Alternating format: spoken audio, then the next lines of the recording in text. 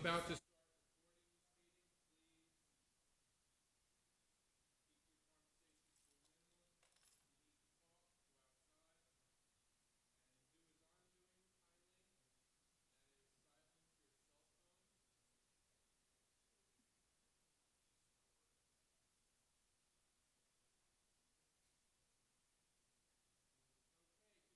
everyone, we're on the record. This is a caucus of the Jersey City Municipal Council. Today is Monday, the 26th day of June, in the year 2017. We had a scheduled 5:30 p.m. start. It's 5:36 p.m. President roll call, Councilperson Gajewski.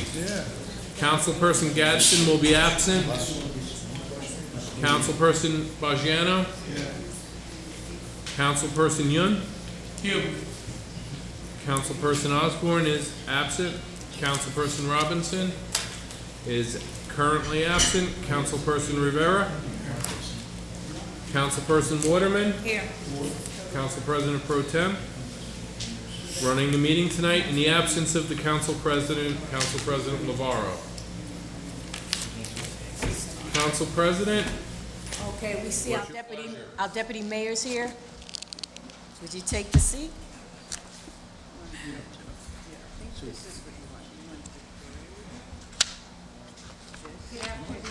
Good afternoon. I'm here to answer any questions about item resolution 10H 17541, which is our annual agreement between the Jersey City Economic Development Corporation, on which I sit, and the City of Jersey City to support the Jersey City Summer Works program, specifically the Summer Internship Program and Saturday Jumpstart.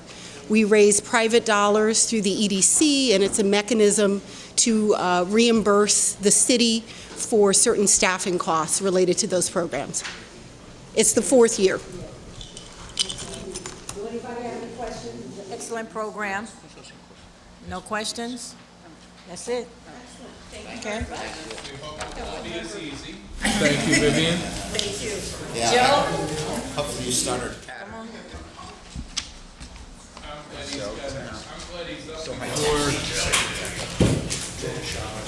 Yes, 10C.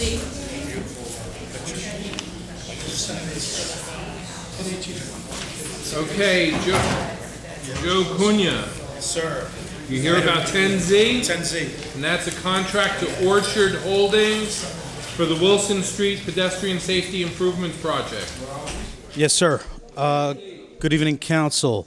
This is a item of work involving a grant from the NJDOT Bureau of Local Aid, in the amount of $75,000. It was an older grant that needed to be awarded ASAP. We were able to get one final extension, and it's important that we get this awarded at this meeting, barring any objections to it. The work involves increased lighting levels by the replacement and conversion of existing lights along and under the underpass adjacent to the Liberty Science Center on Wilson Street. There will also be some ADA ramp modifications, upgrades to bring them into federal compliance as well. And I'm asking for your approval at this meeting to award the contract to Orchard Holdings, the lowest responsible bidder on the project. Any questions? No. That's it. Joe? Thank you very much. Everything else, Andrew's gonna. Yeah, I'm going to stay. Okay. Are you gonna stick around? Okay, good. Very good. Okay. Thank you. Paul here?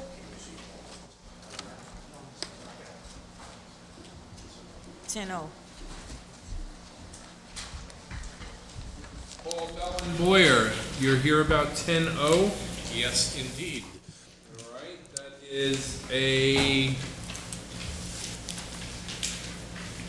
contract. It's authorizing a Liberty Humane Services Animal Control Officers the authority to investigate and enforce animal control, animal welfare, and animal cruelty laws on behalf of the City of Jersey City. Yeah, Rich? Go ahead. Good idea. And Paul, I took the people with the Humane Society. They've been fantastic. We're very glad to hear that. That's exactly what we hoped for. So, just my question is that because of this duty, there any contract price going to be changed, anything like that? There will contract price include that they enforce that? This is really a follow-up item to the contract we previously authorized and under which they are performing animal control services. This allows the state-certified animal control officers working in that capacity to actually issue tickets for animal-related violations under statute and under Title 90 of the Municipal Code related to animal enforcement. So it's not $9,600 into all this service? This was part of the service that we envisioned when we made the contract. This is to make sure that they are duly authorized as required by state law to perform that enforcement. That's it? That's it, Paul. Thank you very much. Thank you. Matt?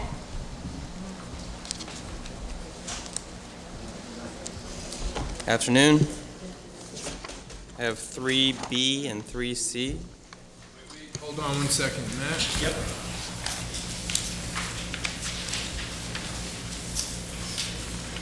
You're here, let's do the first one first. 3D, did you say? B as in boy. 3B as in boy. So this is amendment to the Jersey Avenue Park redevelopment plan. This amendment addresses administrative clauses related to the Jersey City Redevelopment Authority. Also institute a request by some community groups to put in a height requirement by feet, a maximum height requirement, and there is also a map change that resulted from an easement because of the Texas Eastern Pipeline, the Spectra Pipeline. There was an approval on the site, and after the approval, the Texas Eastern Pipeline was routed through this parcel, and it would be adjusting some of the bulk that would be allowed elsewhere. Not changing the maximum height, but adjusting some of the bulk of the building to be moved elsewhere. And that is the extent of that amendment.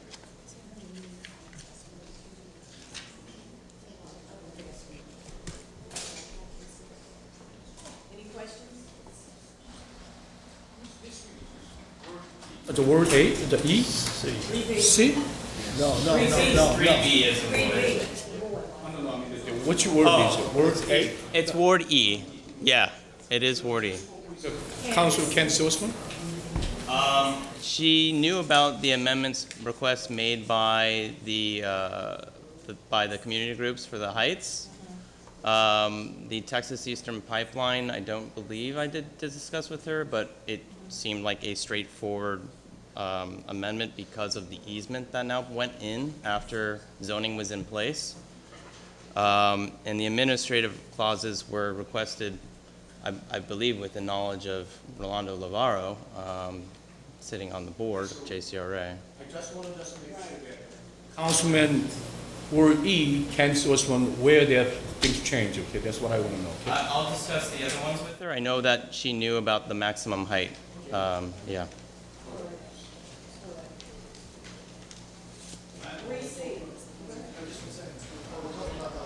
I've been at the Planning Bureau for the last 9 months, or longer. When are they going to come out with our change in our redevelopment plan? I mean, this came way after, and all of a sudden, you know. I will follow up with Tanya and Anicia, who are my colleagues that are working on that, and I'll try to get an answer to you, Councilman. All right? 3C. 3C, so this is an amendment to the zoning map, which would expand the restaurant overlay zone to the corner of 2nd and Monmouth, which is directly adjacent to the existing boundaries of the restaurant overlay zone, or called the RAWS. This amendment is supported by, or is coming before you with the knowledge of Councilwoman Osborne, and it does have the support of a neighborhood group the Village Neighborhood Association. The requester of the amendment or of the zone change did reach out and do some community meetings regarding this amendment. And that is the extent of that amendment, or that ordinance, sorry. Matt? Pat?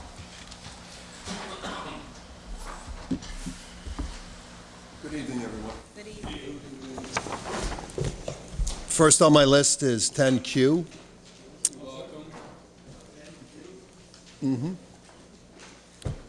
City received 2 bids on June 8th, 2017 for automotive tires.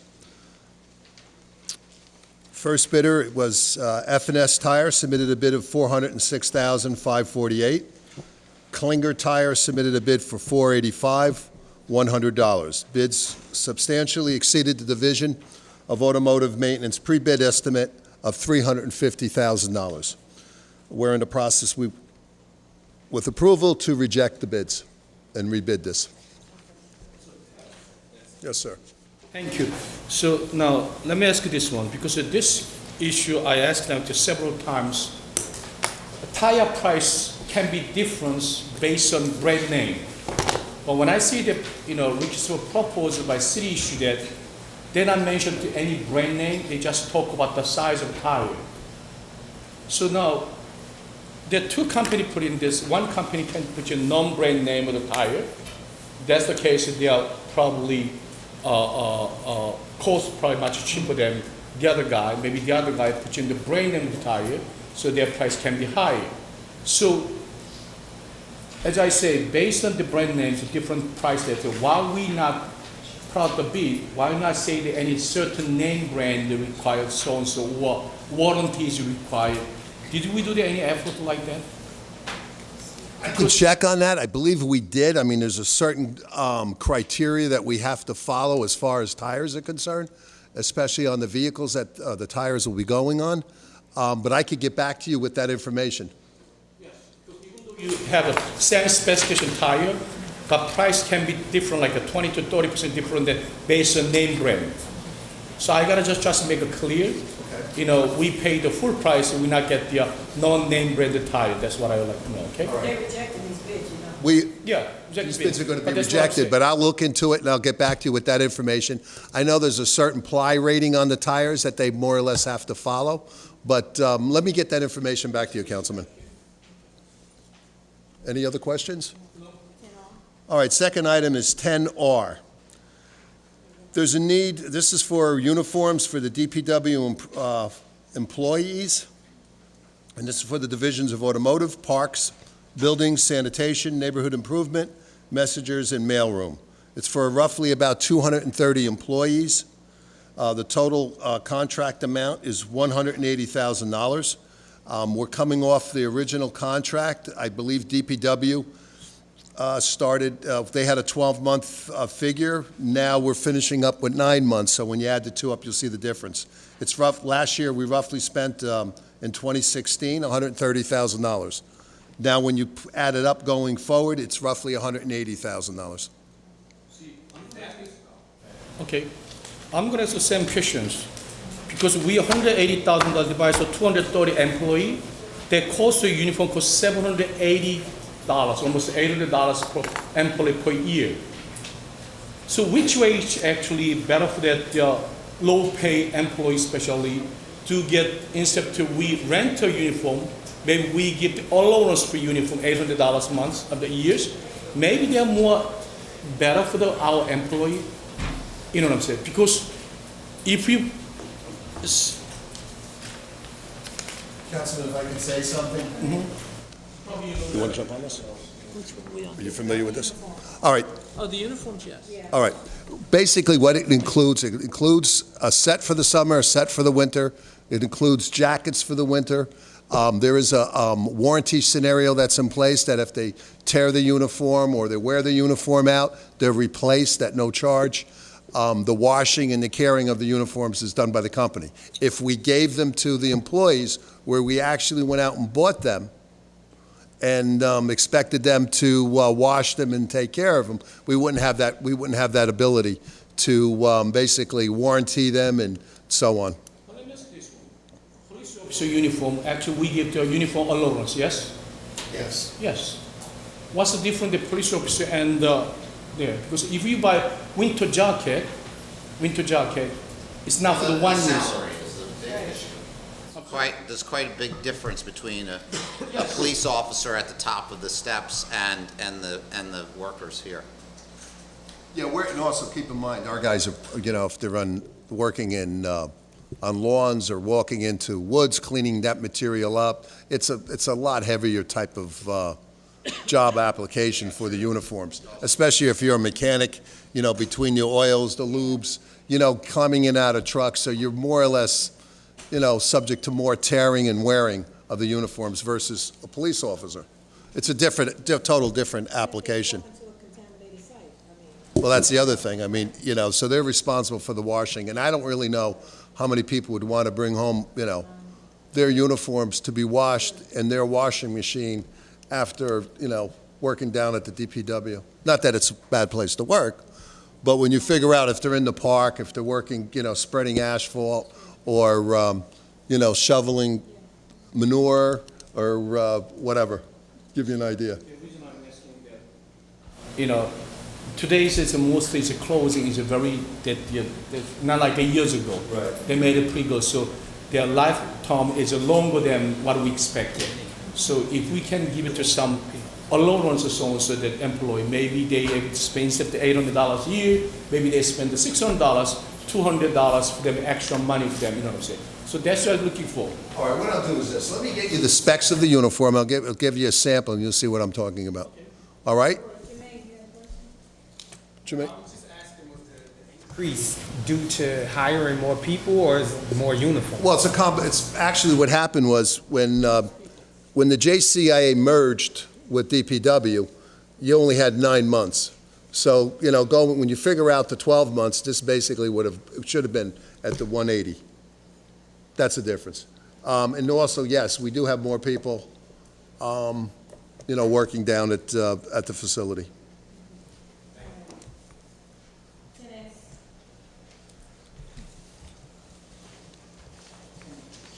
Okay, next item is 10S. That's air brake and equipment for the maintenance and Of the repair of vehicles. heavy-duty vehicles. That's correct. That includes our fire trucks, our dump trucks, equipment of that size and nature. And right now, the contract amount is $100,000, and we have a temporary encumbrancy of roughly $10,000. It doesn't mean that we're going to use the $100,000, but it gives us a benchmark to come in less. Any questions? No? Go ahead, next. All right, next item is 10T. And that is an award to Software House International Correct, for the GPS access subscriptions under state contract correct. for DPW. That's correct. That's all our tracking devices for all the city-owned vehicles. And that's roughly 230 vehicles. Last year, we spent $68,000 in 2016, and this contract amount is $73,000. Any questions? You authorizing a open-end contract to Newark Asphalt to provide asphalt materials for the Department of Public Works. This is what we use to fill in our potholes throughout the city during the year of 2017. Our contract price, bid amount was $143,500. Last year, the city spent roughly $80,000 in pothole repairs. It doesn't mean we're going to use the whole $143,000, but again, it gives us a top end of possibility of where we can go. But in turns, it also gives us a benchmark in how we should cut. So I would key off of last year's price. The numbers are the same. Or is this for some of the partial street repairs that's going on now? Because I've seen some, street repairs that's maybe 20 feet by the side of, by Some sidewalk to cases we'll do sidewalk. that, Councilman, but mostly it's for potholes. And here again, it all depends on what kind of winter we have too. That's a big cause of your potholes. So if you have a mild winter, it'll be less that we have to do. AV is an award of contract to ASCII Landscape and Construction. Is that you? Or is that going to be? No, that's us. Okay. That's us. This is for the maintenance of irrigation systems at numerous city-owned facilities. For roughly, it's 19 locations.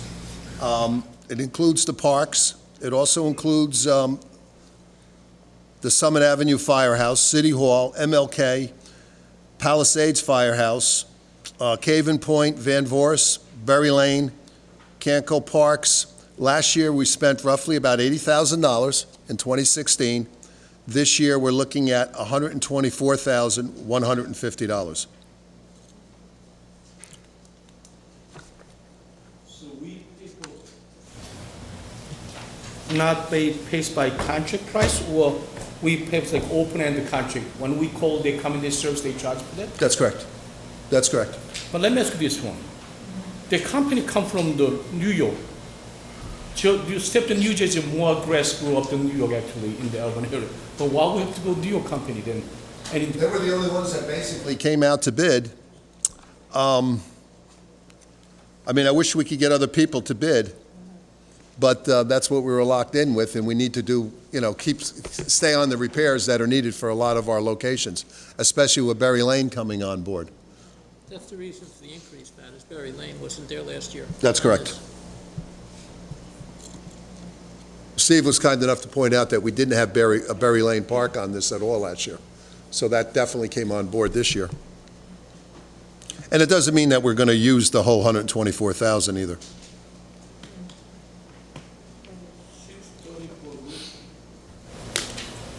Far from here, the company is serving. They don't want to bid, what can you do? It's been pretty dependable. I mean, we haven't had any problems with them. All right, W is an open-end contract to Nelson Westerberg. They're our official movers for the city of Jersey City. I'm going to turn this over to Steve Miller, who's been doing most of coordinating and handling all our moving needs throughout all the different city agencies. Yeah, this was a bid again, one-year contract with 2 additional one-year options. Nelson Westerberg again was the only bidder. We did have a pre-bid meeting. We had 2 bidders show up at the pre-bid meeting, and I think because of the 2 bidders showing up at the pre-bid meeting, Nelson Westerberg kept their prices low because they were concerned they might lose the contract. So it actually helped that somebody showed up at the pre-bid meeting, but they didn't bid. We still only had 1 bidder. So, and they're the company we've had the last couple of contracts. They just finished moving the people from Journal Square to Central Avenue this past week. So. This year, we're going to have lots of departments going to move into. They move, yeah, Yes. especially to the hub. That's correct. Yeah. Yes. Okay, all right. That's it. All right, before I close, I have 2 items that I'm going to have to get back to the council on. One being the brand name on the tires and the ratings on them, and then the other would be the uniforms, the specs on the uniforms for your approval. Whatever is the benefit of our CM, that's what I'm looking for, okay? All right, thank you very much. Director, Yes, sir. the Oriental Avenue Block Association would like to thank you publicly for all your help on helping with the cleanup on Saturday this week. Well, I appreciate that. I think our guys did an excellent job on their behalf, and they tried their best. So I think it was the supervision of the other department heads. Not that I'm not taking anything away from myself, but I think as a department, as a whole, I think they did excellent, and I appreciate that. Thank you. And Councilman Robinson is a real issue. We have to be some issue is little issue in the Palisade Avenue, but most case, they have a problem. And also like a Monday morning, it's a more serious problem because the Riverview Park has an event every Sunday. They bring up the extra people to that area, and they add to that the leaders in the Palisade Avenue building. So when like a 6 o'clock, walking tour in my district, really disgusting. people should not put the litter in the street, but also City of Jersey should up the service in the litter patrol. So I'd like to ask you, they bring up some litter patrol in the Palisade Avenue, especially Monday morning, at least at 6 o'clock in the morning. You gotta put at least 4 people. Run these affairs, should clean up. The You know, really, so when Pat- I see that, it's really. The people that run these affairs, they should clean up. No. They should be responsible for it. They clean that park, but problem is that not only people stay in the park after finish event, when they're way home, whatever, the streets, really. It's like, as I said, land, I'm not gonna say that anymore, but it's really, so. Just Monday, like around 6 o'clock, 4 people here. But don't pull it out from the Central Avenue, then you just cause a problem there. Additional. Yes. Oh, I understand that. The councilman and I have had many discussions in reference to that.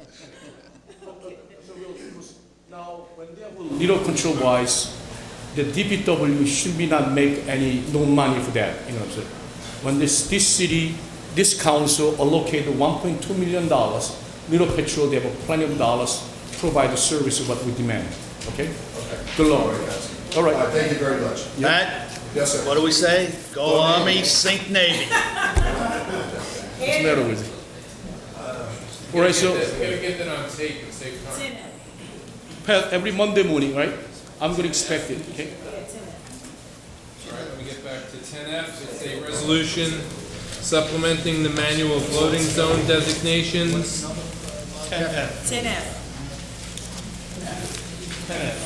10F, as in Frank. And this is 30-foot loading zone at 330, 332 Palisade Avenue. Correct. Just identify yourself for the record. Absolutely. Andrew Vicio, Director of Traffic and Transportation. This V as in Victor, I, S as in Sam, CHIO. This resolution designates a 30-foot loading zone in front of 330, 332 Palisade Avenue every day of the week from 5:30 a.m. to 4 p.m. All of our loading zones can be used by any commercial user, but this loading zone was specifically requested by the Shak Opan Bakery, which both receives materials and delivers to stores and wholesale clients. There are no existing loading zones on the block, and there are no bus stops or no parking zone areas in the area of this bakery, which they could use as a loading zone. In addition to that, there are other delis and types of uses that could also use the loading zone in addition to them. Andrew? Yes. Can I ask you questions? Let me tell you this one. Years ago, Central Avenue, probably Central Avenue between Manhattan Avenue to North Street, probably they have like a 10 loading zone. If anybody's store owner has a connection with the city hall, they put your loading zone in the front of their business. Actually, they literally use for their own parking space. So Central has a lot of chains of franchise store, like what do they call? Pizza and Burger Kings, McDonald's, Rite Aid, you name it. Like probably 6, 7 franchise eatery places we have there. We removed all, and we set up the rules. One rules: you want to deliver merchandise to Central Avenue, you gotta come up 7 o'clock in the morning, or before. So now what happened? We only give you one space, front of the Burger King. You know what I'm saying? So maybe that loading, unloading that matters. Bring up the traffic congestion in the Central Avenue is a main shop, maybe 10 minutes, 15 minutes. But the parking space, people are able to park after they're gone. So now, this place is not a huge place, not like the other franchise eatery place. You know what I'm saying? Now, the way they put in the hours, literally they tell us especially, they want a front of their business, they want the parking space. That's what it is. And the loading, unloading, they should be set up time, 3 hours window. You open 10 a.m. till like 2 o'clock afternoon, whatever is the most time. That's the way it should be done. This one started from the Sunday to next Saturday, which is whole 1 weeks, and in the morning to afternoon. Come on. They're not delivering merchandise not like that. So another question, this is what similar question is in Montgomery Street. Most actually parking is a precious place. They build up the loading zone for the one Chinese restaurant almost 6 days a week. In the 10 in the morning till like 6, 7 o'clock in the afternoon. Come on, it's a job. Really. That's what We could definitely talk about that. When they Candice was from Councilwoman, when we bring up the garbage to pick up one of the hotel, and they give to the loading zone almost 24 hours, that's another was really insult the people of Jersey City. When they garbage pick up, come out the garbage, they have a certain period of time they show up a day. They should be given the whole day and 6 days. Come on, time to stop it. So it seems like you'd be more amenable to something like 3 hours? 3 hours window, like at 10 o'clock in the morning to so-and-so, not 7 days, you know what I'm saying? They're not delivering merchandise 7 days. I think the 3-hour window might change depending on the user. Discuss with the merchant, you know, so business owner. We try to provide the best service to every individual business community and the residents. So you gotta speak with them time, what's the most time to do. You know, they can work it out. Not only that, if a trucks come in different time, they can put your milk crate, just temporary, you know what I'm saying? They can move on, yeah. We're urban city. Not if there's a car park. So, this is the first reading. So could you have all that done before? No, this is a resolution. Oh, that's right, I wasn't even looking. This is the first. Right. This is Palisade. So can you talk to them before, do we have to? Before Wednesday, because we'll have to, okay. Right. Yes, that's the way it's supposed to be. Let's withdraw. That makes more sense. Andrew, we love you. Okay. 10G. I suspect we'll want to do the same thing for 10G. Yes. Yep. Fair enough. It's the same issue with the hours. It's a longer window. Understood. I'm in business about 25 years. We know how the business is operating. Chris Come on, is not okay? here. This All right. is not here. This is B, right? So you're gonna withdraw 3F and 3G. You're gonna speak with them to they try to set up a certain 3 hours window for them. All right, good. I got no problem. Okay, before you go, to the ordinances, 3E, F, and G. So we're withdrawing G as well? Yes. Yeah, F and G is withdrawn. And then 3E. We're gonna back up to the ordinances. 3E is an ordinance designating reserved parking spaces throughout the city. They go through the Disabled Parking Committee, reviewed by the doctor. That's correct. These are all reviewed by the Disabled Parking Committee. All these locations have been approved, and these are the locations that we, based on our review of the areas in each case, a parking space can fit at each of these addresses. Andrew. Yes. And Pat, she's a really great worker, city worker. Pat, really. She's the most well-organized city employee, one of them. You know. She did a great job. But what is the problem we have? So handicapped people use, the person passed away a year ago. You know, so I think that's a Pat tried to the whole effort. My office sends a monthly report of deaths in Jersey City to the traffic division, and work orders are done, and they're down pretty darn quickly. We take a lot of pride in how we run the disabled parking program.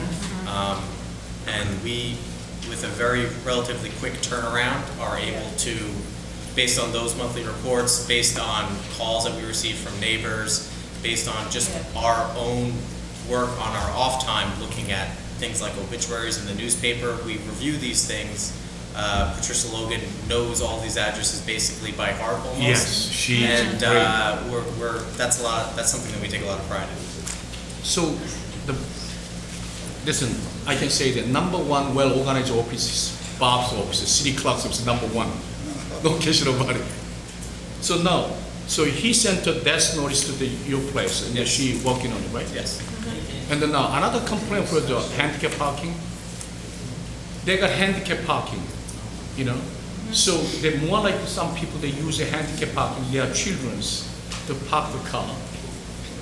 How we can prevent those kind of things? Really? It's something that we take a very, very close look at as part of the committee when we review all new applications.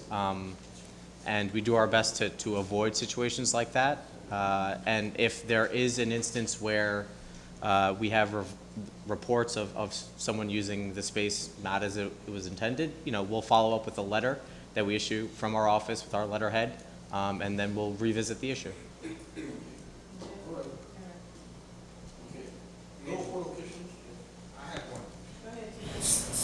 Some are underlined and some aren't underlined, and then we have some in brackets. Could you explain that to me? So that just, the brackets means it's being removed.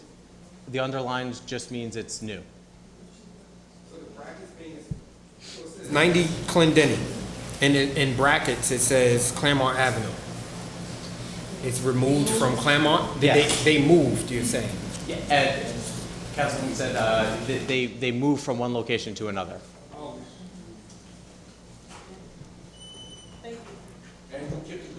Thank you.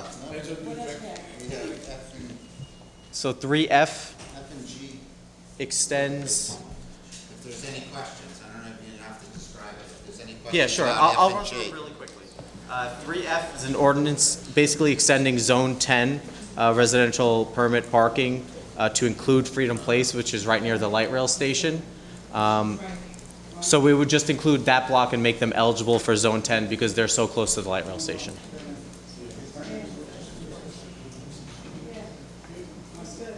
Any questions? 3G is essentially a similar item extending Zone 2 to include the portion of Baldwin between Mercer and Montgomery. Right now it ends at Mercer, but this would just extend that one block further south to Montgomery, allowing those people that live on that block to be eligible for Zone 2 parking. And then H is another parking. On the west side of the street anyway. There's no parking on the east side. Right, but they would be eligible to apply for that zone and then park somewhere else in that zone. And 3H establishes parking. Right now, no parking is prohibited on both sides of Bright Street between Center Street and Colgate Street. This ordinance would allow parking on the north side of the street all times of the day aside from street cleaning. And that would create approximately 5 parking stalls. The parking was removed or was never there before?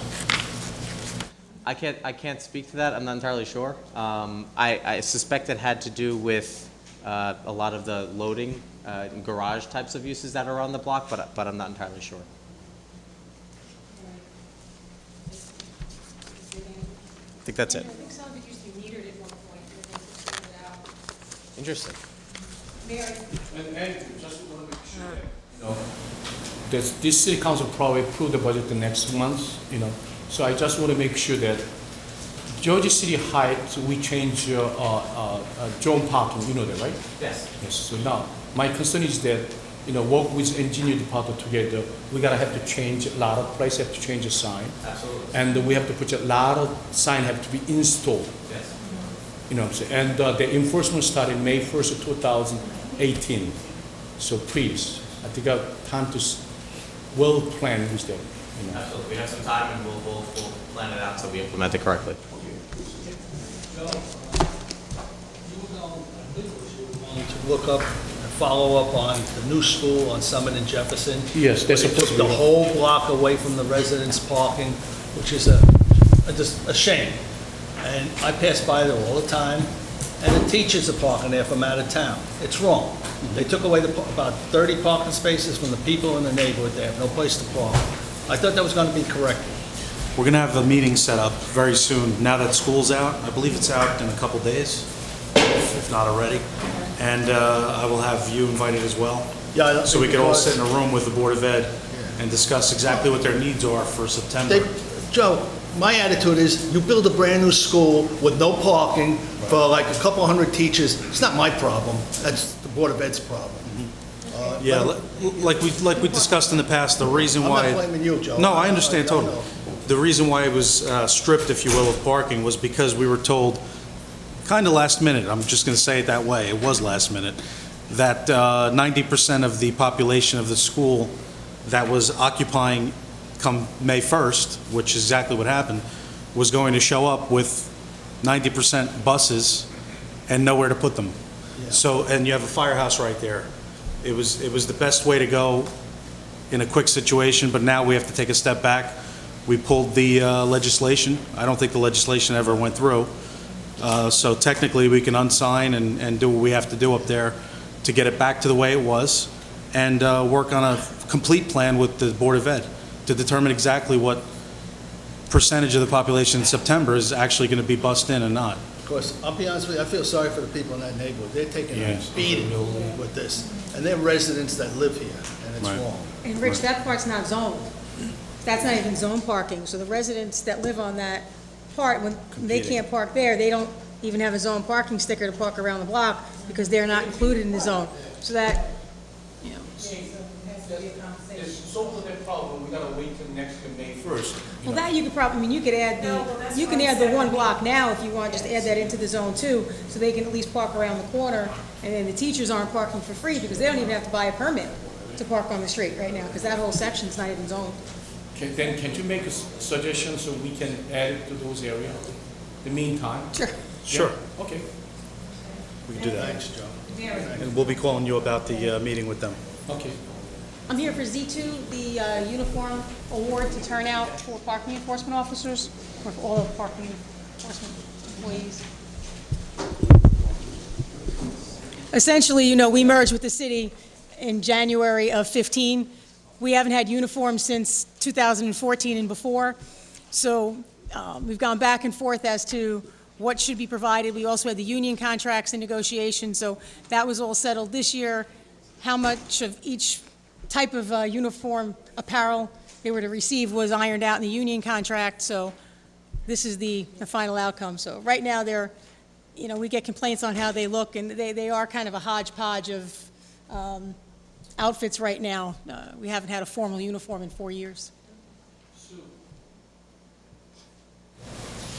So they say they changed was made to change the parking enforcement division uniform. So they're going to change the uniform, different colors, different shape. What is it? Yes, decision was made, I believe, by the director's office to change them from navy blue to gray shirts and black pants to, I think, make us look less like police officers, where before they wanted us to look more like police officers. I think they want more of a distinction between the two now. See, now, probably a deputy a business administrator, Greg, well knows that when they changed the uniform like 20 years ago, they actually put your effort that those kind of issues come up. There's a different uniform they use. And at the time, mayor and the public safety and the director of the parking authority tried to build up the uniform, looks like a police officer. Mm-hmm. We, as a city of Jersey and the state of New Jersey, we call parking enforcement unit. But same kind of job they do by New York City, they call traffic police officer. So also not only that, the public safety issue, all the enforcement units that they carry the walkie-talkie, they be your ears and eyes for the police department to help them, you know, because they're on the street, non-stop, walking down, writing a ticket. So that's the reason we make it looks like, you know, select the police officer uniforms, and the people more safer. And even though like especially male enforcement, they wear the hat, you know, winter hat, it's like a police officer. You know, but they are like maybe 100 feet away. If you see something, they can call right away to the dispatch room, send the police officer, so on. So it's actually good program was. That's the reason we use that the uniform is the same color as a police officer. You know what I'm saying? That was one of the reasons.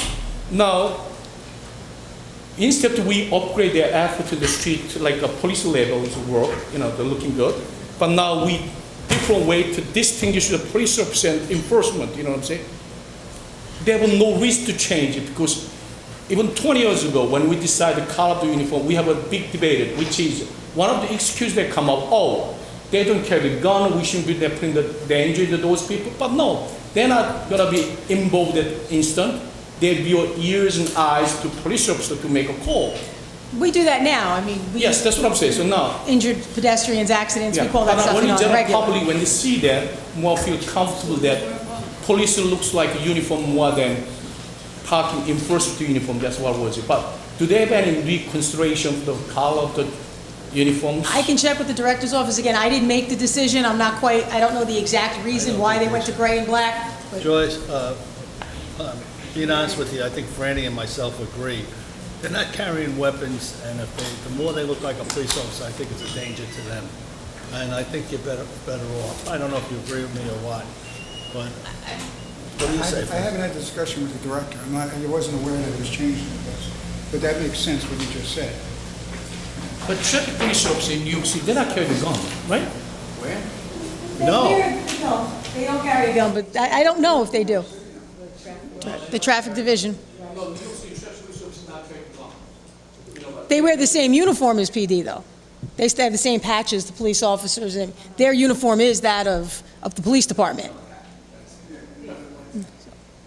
I mean, I could find out, why, if that was definitely the reason, but Then before they give the reason, that should tell us at the city council, they have a reason to change the colors. okay. Council, he can I answer mean, the question before you vote on it? And tell him to Give be you at a the written council? statement as to what the position is. Okay. I don't think the color would even make a difference in terms of the cost of the uniform. I think they're pretty much the same, whether it be. Okay, and just send us an email, shoot it. All right? That's it, Mary. Thank you. Thank you. Yeah. Father, present whatever they're here for and leave, so they don't have to... First, we got to do the order of business. Oh, okay. Okay, once we finish that, then we'll have it. All right. Brian? Brian is here on 10Z1. 10Z1 is a contract to Paterno Giordano for the Cosmo Gussie DeSanto Playground Replacement Project. Good evening, Council. It's previously known as Marion Gardens.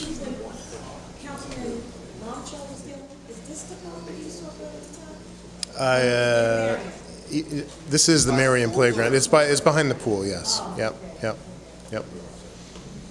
Very outdated play structure, unsafe in some respects. We got really good bid results, as you can see, and we're awarding to the lowest responsible bidder to get the job done. That's it. It's just a playground, play structure, safety surfacing, removal of existing, and a new installed. And change the equipment, right? And what? Change the equipment, not only ground. They have a new safety surface too. Yeah. Yep.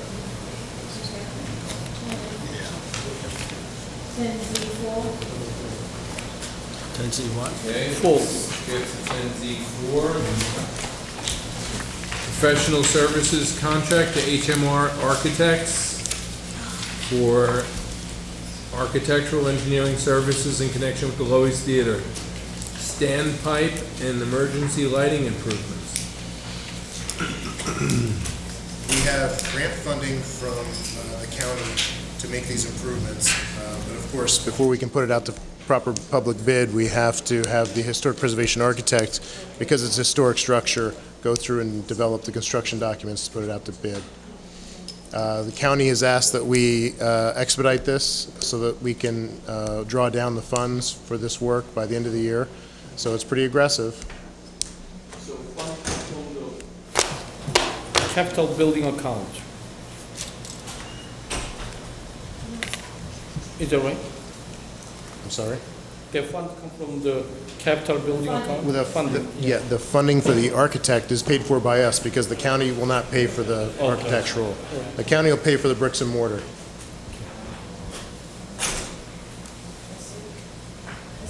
Okay? Brian, any word on our track? I was hoping you were going to ask our engineer, but yes, I thought he gave it to you last time. Oh, he did not give it to me. He's working on it. He's working on it, I promise. I think before November, we're gonna have a track. Okay, that's what I expected. I believe we can. Yeah. But I have to talk to engineering on it because he's handling that. The first phase of the track. First phase. There you go. Yeah. I like the sound of that. Put your First dots phase. out. Okay? Paved. No, not resilient surface. Okay. Wendy? Elizabeth? Ask Margaret who that is. 'Cause, they got 3 eyes. Hi, Wendy. Hi, Elizabeth. Good evening. I have a few things. There is also a late item. Did that get added to the latest agenda? Oh, this is- Is there a resolution for it? It was submitted to the law department. I just don't know. Isabel has it. Joanne, do you know about this late resolution? Okay. It's a, Okay, I'll go through them anyway in case they pop up. From what I read in the email chain, Matt Hogan was going. That's another one. So we have a few things. Carnival is, I think, I don't have an Okay, agenda. we'll Go get, 10X first and then go to Right. Yeah, Carnival is here. Go ahead. It's 10X. This is for the 4th of July Carnival. We're getting 12 mechanical carnival rides, a ticket trailer, 2 ticket sellers, a food trailer, and 2 games, for a total of $39,980. City charge for them was free. We charge tickets for them, and then the ticket money goes back to reimburse the city for any costs made. So how much do we get the reimbursed last year? I believe it was about $17,800. 17,000. So last year we spent the $40,000, Last year we spent a little bit more, I a think. little bit more last year. So let's say any numbers, $50,000 we spend, we get back money $17,000. Interesting. Interesting. You know why I say interesting? A lot of church and organization use the carnival, bring up the carnival team into their, as a purpose of fundraising. Other place, even though after they pay the carnival, the organization, still they have to make money. You know, They don't do it for one day. That's the difference. because of that one day. Right. Okay. It takes a lot of time and manpower to Yes. set up all these, and then they break it right down after one day. All right. Okay. Elizabeth?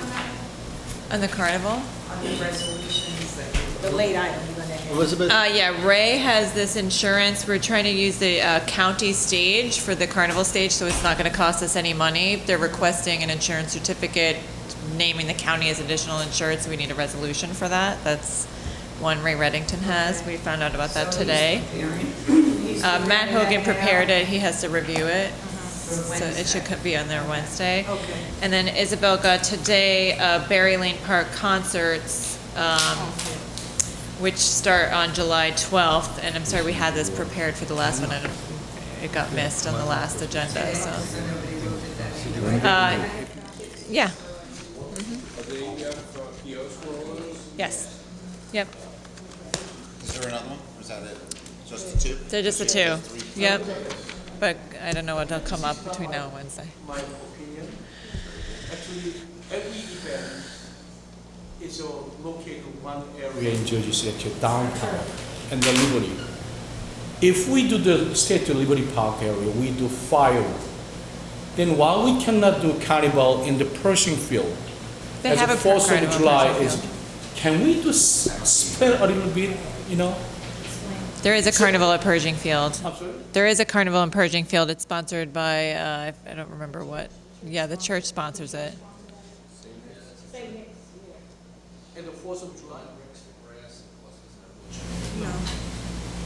Well, if we not other place, we not want to just, I just said, the Pershing Field, but other part of it, can we spread a little bit out? I can give you a full list of the events. They're pretty well spread out. Yeah, I mean, for something like the 4th of July, we had 120,000 people there last year. There's very few places in the city that can accommodate a large crowd like that. All right. Thank you. Thanks. Yeah, he should. Reviews them Steve? and approves them. Okay, thank you. Good evening. Good evening, Steve. Hey, Steve, what are you here for, pal?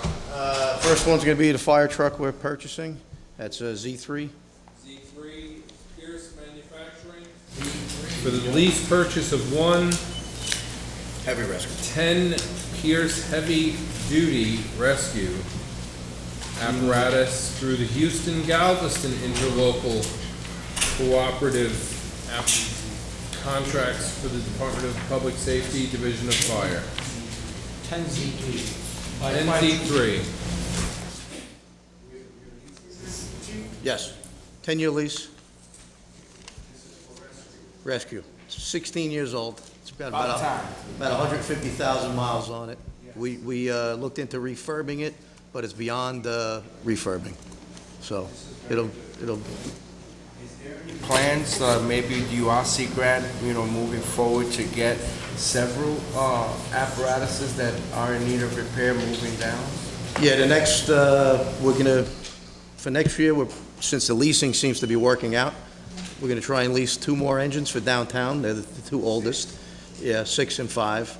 And we have a federal grant they're applying to now for a new tower ladder at Ladder 4, which is on Dwight and Ocean.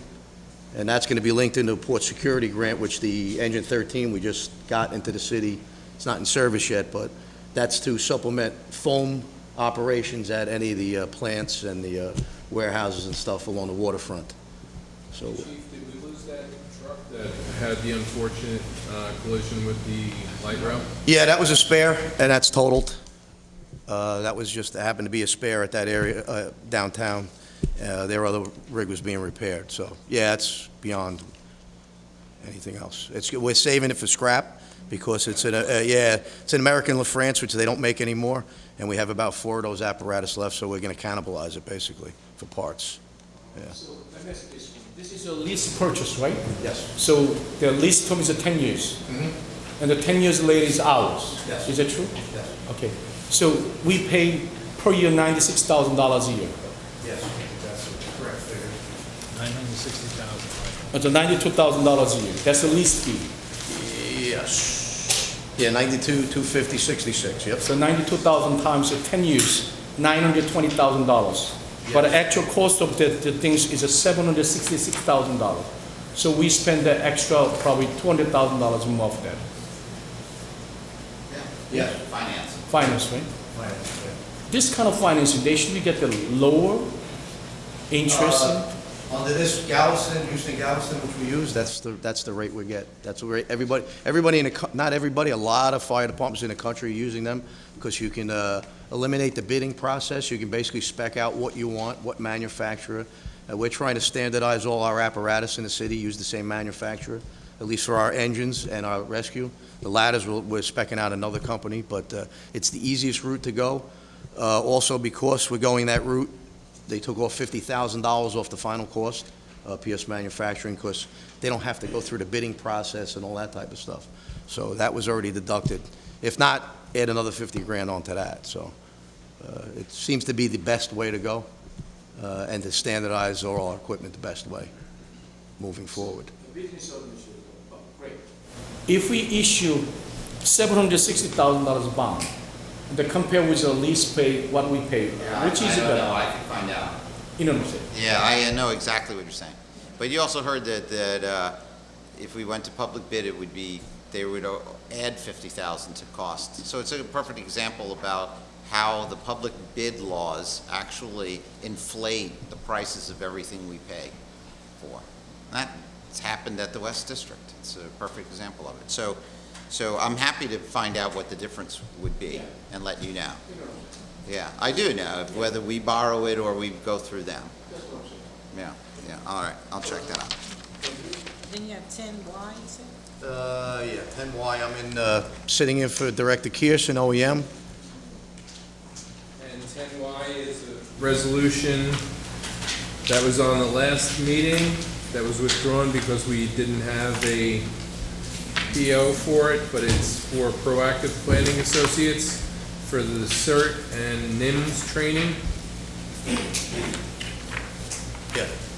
Basically, it's a urban area security initiative grant from FY16.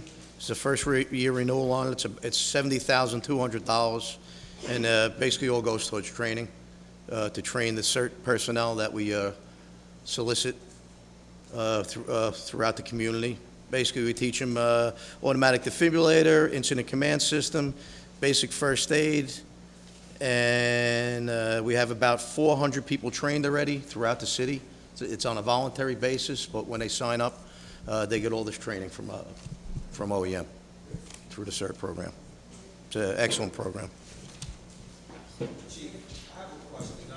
Answer this, but what kind of insurance do we use on the trucks? Like for the rig that just got totaled, do we have insurance? Are we able to buy another rig? It's self-insured. The city is self-insured on that. Okay. Yeah. So and that rig it can't be replaced basically. So I don't think it's worth the money. It was so old that we're just buying a new one anyway. I mean, we're going to scrap it, but I'm not sure about the insurance stuff, but I mean. Yeah, well, So if it's total. Self-insured, so there's an apparatus, fund, I should say. There is a process for the city to insure everything we have, all liability. Slip and falls here in City Hall, car accidents with our vehicles. And so generally, and if you want the details, be happy to get a risk manager to speak to you about it. But what happens is, initially, the city puts money in a fund. It's called the insurance fund. There's an insurance board that sits to decide how that fund is going to be spent, and it also funds some of our legal exposure. Someone falls, there's a settlement. We pay it out of that insurance fund. So the city, you fund this fund annually, and it's drawn down to pay off different accidents, things that happen. And then there's an umbrella policy that the city takes out a policy with an insurer, so that if it rises above a certain amount, that kicks in. We save money, of course, because it has a very, very high deductible. So that's the general view of how it's done. If you see the budget book, they have two different insurance. One is all department insurance. The other one is a health insurance. Health insurance covers health care, but all department insurance is what cover department car insurance, all the workers' comp. And the cost is almost $12 million a year. That's We've used that umbrella insurance. That's what it is. Okay. That hit the train, Yep. right? Yeah. Thank you. Good job. Okay, thank you. All right, have a good night. We have a presentation and we have a request. We requested the executive director from housing. So after we finish the agenda, we'll hear him and then we'll do the presentation. Okay? Because we requested housing authority. Okay. From the top, Councilor? All right? Yeah, take it from the top. Okay, 3A, we have an ordinance by the Municipal Council of the City of Jersey City vacating a portion of Freeman Avenue and Field Avenue in Jersey City, New Jersey. I think the attorney is here.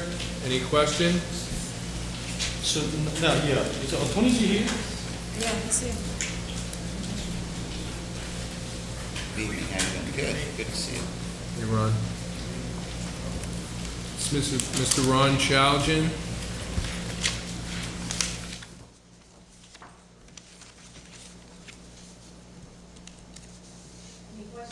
Go ahead, Mike. So Fieldman Avenue is almost 16,000 square feet, and Freeman's Avenue almost 16,000 square feet. Freeman's is 6,000 square feet land. So now, this is a street. If we bucket this land gonna belong to petitioner, or this one the land gonna belong to half and half for the whole side? No, it belongs to the petitioner who owns both. So petitioner Owns both sides. So therefore, he will come to own the entirety. And the tax assessor comes in, and they pay ad valorem taxes on the vacated property. So this is a Freeman Street. You guys own the both end. So when you vacated the land below, no for location. Thank you. Thank you. Sorry it was so difficult. Ron? I'll see you in another couple of years. We did B, we did C, we have to go to D. It's the renewal and First Amendment of the lease with the city home property at 392 and 394 Central Avenue to the United States Post Office for the purpose of operating a post office. We're the landlord. Is the post office here? I know. There's the land. We requested him. Yeah, the real estate reached out to the post office there, and they had no one to send. They didn't, yeah. So I think I understand from Bob that from the BA that there's more issues about the postal service and not just this one place. So we started calling people higher up in the postal service to see if they would come. You know, we're going to pursue that outside of this lease. And we certainly don't want, I don't think we want to not have a post office in the Heights. Instead, just hold us accountable in the BA's office to get the postal service to come down here. All right, and we'll talk. hold you accountable. Yeah, that's what you should do.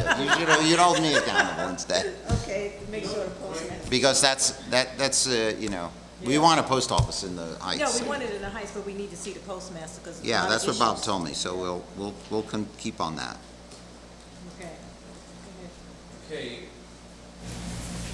We did H on the second page. I is a 15-year tax exemption for a commercial warehouse project to be constructed by Exeter Thomas McGovern Land Urban Renewal LLC to the provisions of the new, pursuant to the provisions of the long-term tax exemption law. The attorney's here, right? Yes, Wendy Berger, I'm the attorney for the applicant.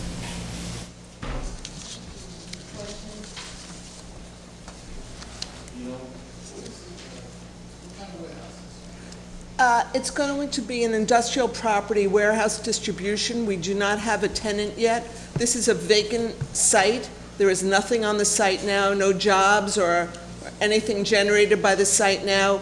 We propose an industrial distribution facility, and we've been lucky enough to have the city forward us leads because there is a market for this right now, and we've been in contact with people who have been forwarded from the city as leads who either want to relocate here or start their business here. So in other words, the company will build up the warehouse and they plan to lease, right? Correct. Tax abatement is. Yes, yes, yes, it is. Have they partnered with any other companies throughout Jersey City to have a tax abatement because we do a compliance and we want to make sure they are. Your first? Yes, do you mean compliance with respect to? If you're partnered with any other Yes. developer and they're not complying, and your name on the lease too. They are not.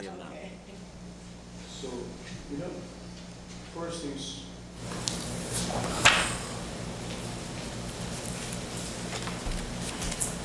This one, if we see that what city will be collect, so total project cost will, how much was it, total project cost was? Yeah, construction cost is $8 million. Yes. And the total project cost is $13.7 million. So if anybody build $8 million improvement to build a building, they're gonna pay $4 of the property tax in Jersey City. But this one, if we see, over the 15 years, total payment of fee for tax to Jersey City, $54,000. You know how much they actually pay now? That's not correct. The annual service charge would be about $100,000. If you look at the last exhibit in the book, which is Exhibit O.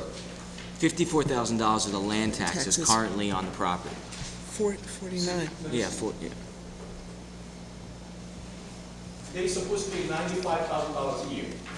But once we get the tax abatement, whatever you pay land tax, we have to give you credit. That's why the first year, you're supposed to pay $95,000, but we have to give the rent tax credit.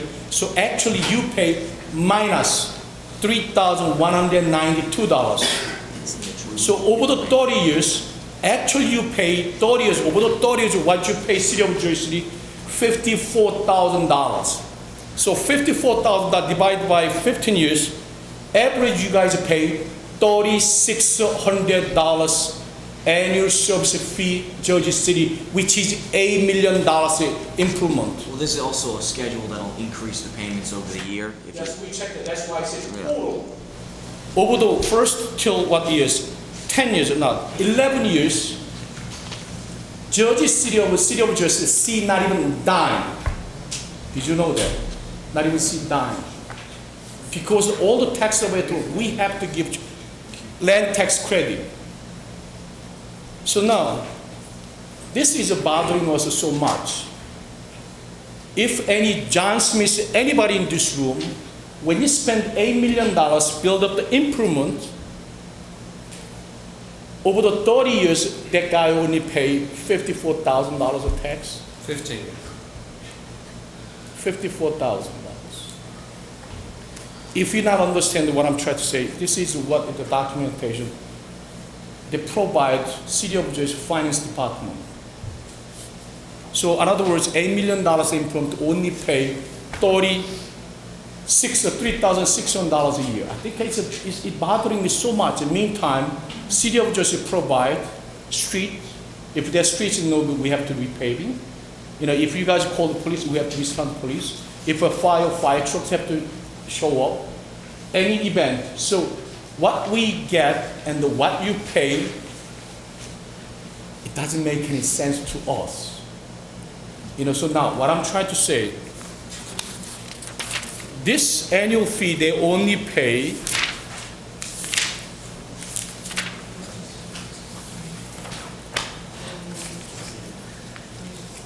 $10% annual gross revenue. In the meantime, City of Jersey have to be shares whatever we collect annual service. We have to share the 10% to the school.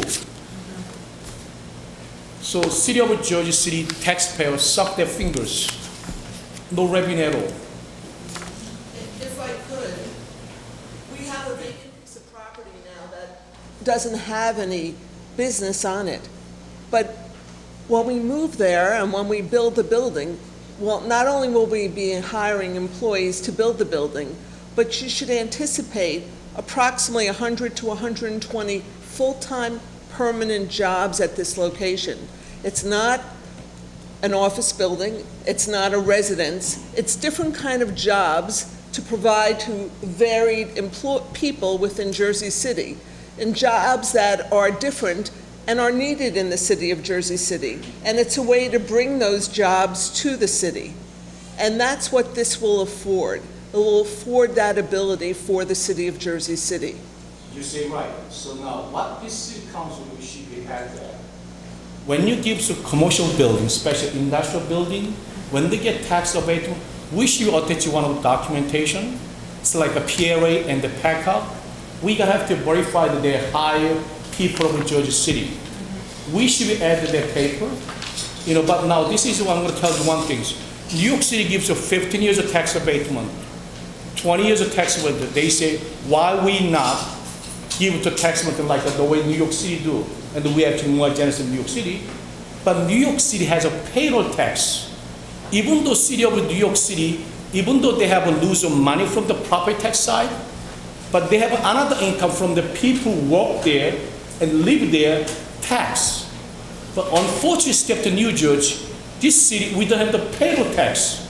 Whatever people work there, they contribute, pay the payroll tax, step to New Jersey. Their money not come to Jersey City, actually. So we can see that benefit, very thin marginal benefit. And also, you guys claim that you're gonna hire people of Jersey City. They have no proof that you hire people of Jersey City. You know, so if your company willing to, willing to work it out, speak with our law department. At least they should provide 80% of job and first provide hire City of Jersey City, or and not only that, also they have a job for at least 3 times or 4 times, go around every different district. You gotta show to some earth to feel comfortably prove their 15 years of tax when even though we gain nothing. Can't you do that? Well, you know what, we'll contact John, who worked on the tax abatement with you, and we'll make sure by Wednesday you have all the answers you need, okay? Because John, that's what we're trying to get, okay? Thank you. We try to help them become a business and create a job.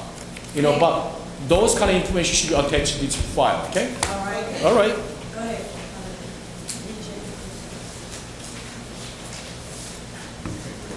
Yeah. Okay, J is a 5-year tax exemption for a property at 435, 437 Bergen Avenue. Any questions?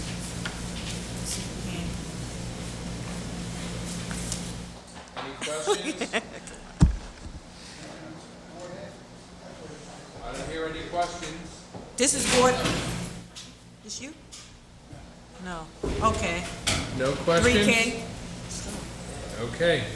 3K is an amendment to ordinance 16-126, adopted on September 14th, 2016, to authorize an amendment to the development agreement with Garden State Episcopal Community Development Corporation for the construction of 5 two-family homes for first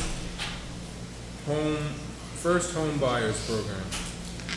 So now, this is another concern we have. Who is it? Who's going to respond to this one? This is Jean, this is 3K, right? 3K. This project is built by tax abatement, right? With tax abatement, yes or no? This property is a paid application for Affordable Housing Trust Fund grants. This is a project by Garden State Episcopal. It's a property on Virginia Avenue. It's a vacant land now. They're going to build 5 two-family homes. They will sell it to a moderate income family making less than 80% of median income. And the other unit will be rented to a rental family also making less than 80% of median income. Okay. So, and also they get tax abatement. 30 years? They'll get, no, this will be a 5-year tax abatement. 5 years tax abatement. So now, when the city council approved their 5 years tax abatement, because of they say low and moderate income. So moderate income, we understand the 80%. And because we favor that project, and the city of Jersey gives also affordable housing trust funding, right? Correct. Because of they put in the low and moderate. Now you guys want to move that to low. Correct. So it's a different story than what we expected. Why did you change it? The change was that the rental unit was going to be a low-income unit, but they couldn't get enough funding. So they needed the extra. The purchaser of the two-family house will pay a sales price for the home, and they have to get a mortgage. In order to qualify for the mortgage, they have to have enough rental income so that they can get a mortgage to buy the property. That's the only change we made, was so that they get a little bit more rental income so that the family that buys the house can afford to pay for the mortgage. It just increases the rent on the rental unit, but still less than 80% of moderate income. Yes, do me a favor. Housing issue is not only moderate income people, low income, any income level people in Jersey City, housing crisis now, because it's a price is so high. Yes, I read the do me story. a favor. Instead of just explain to us that the reason why they have to remove the law, can you give me some documentation why they have to remove the law? Yes, we have all the documentation. John Restrepo, who cannot make it tonight, I'll make sure that he talks to you personally and gives you the documentation. Beautiful. Before council meetings on Wednesday. Absolutely. Okay? Hey, Jake, I have a question. Explain to me the 20 years, are they supposed to keep the house for 20 years? 20 years, yes. So they can't sell the property for 20 years? They could sell it, but it must be sold to a moderate income purchaser. It's for a restricted resale price. They can't sell it for whatever they want. So who monitors that? Your Department of Housing. Carmela and Rodney Hairston. Carmen. Okay. It would first have to come back in front of council. Where's that at? Huh? Where's that at?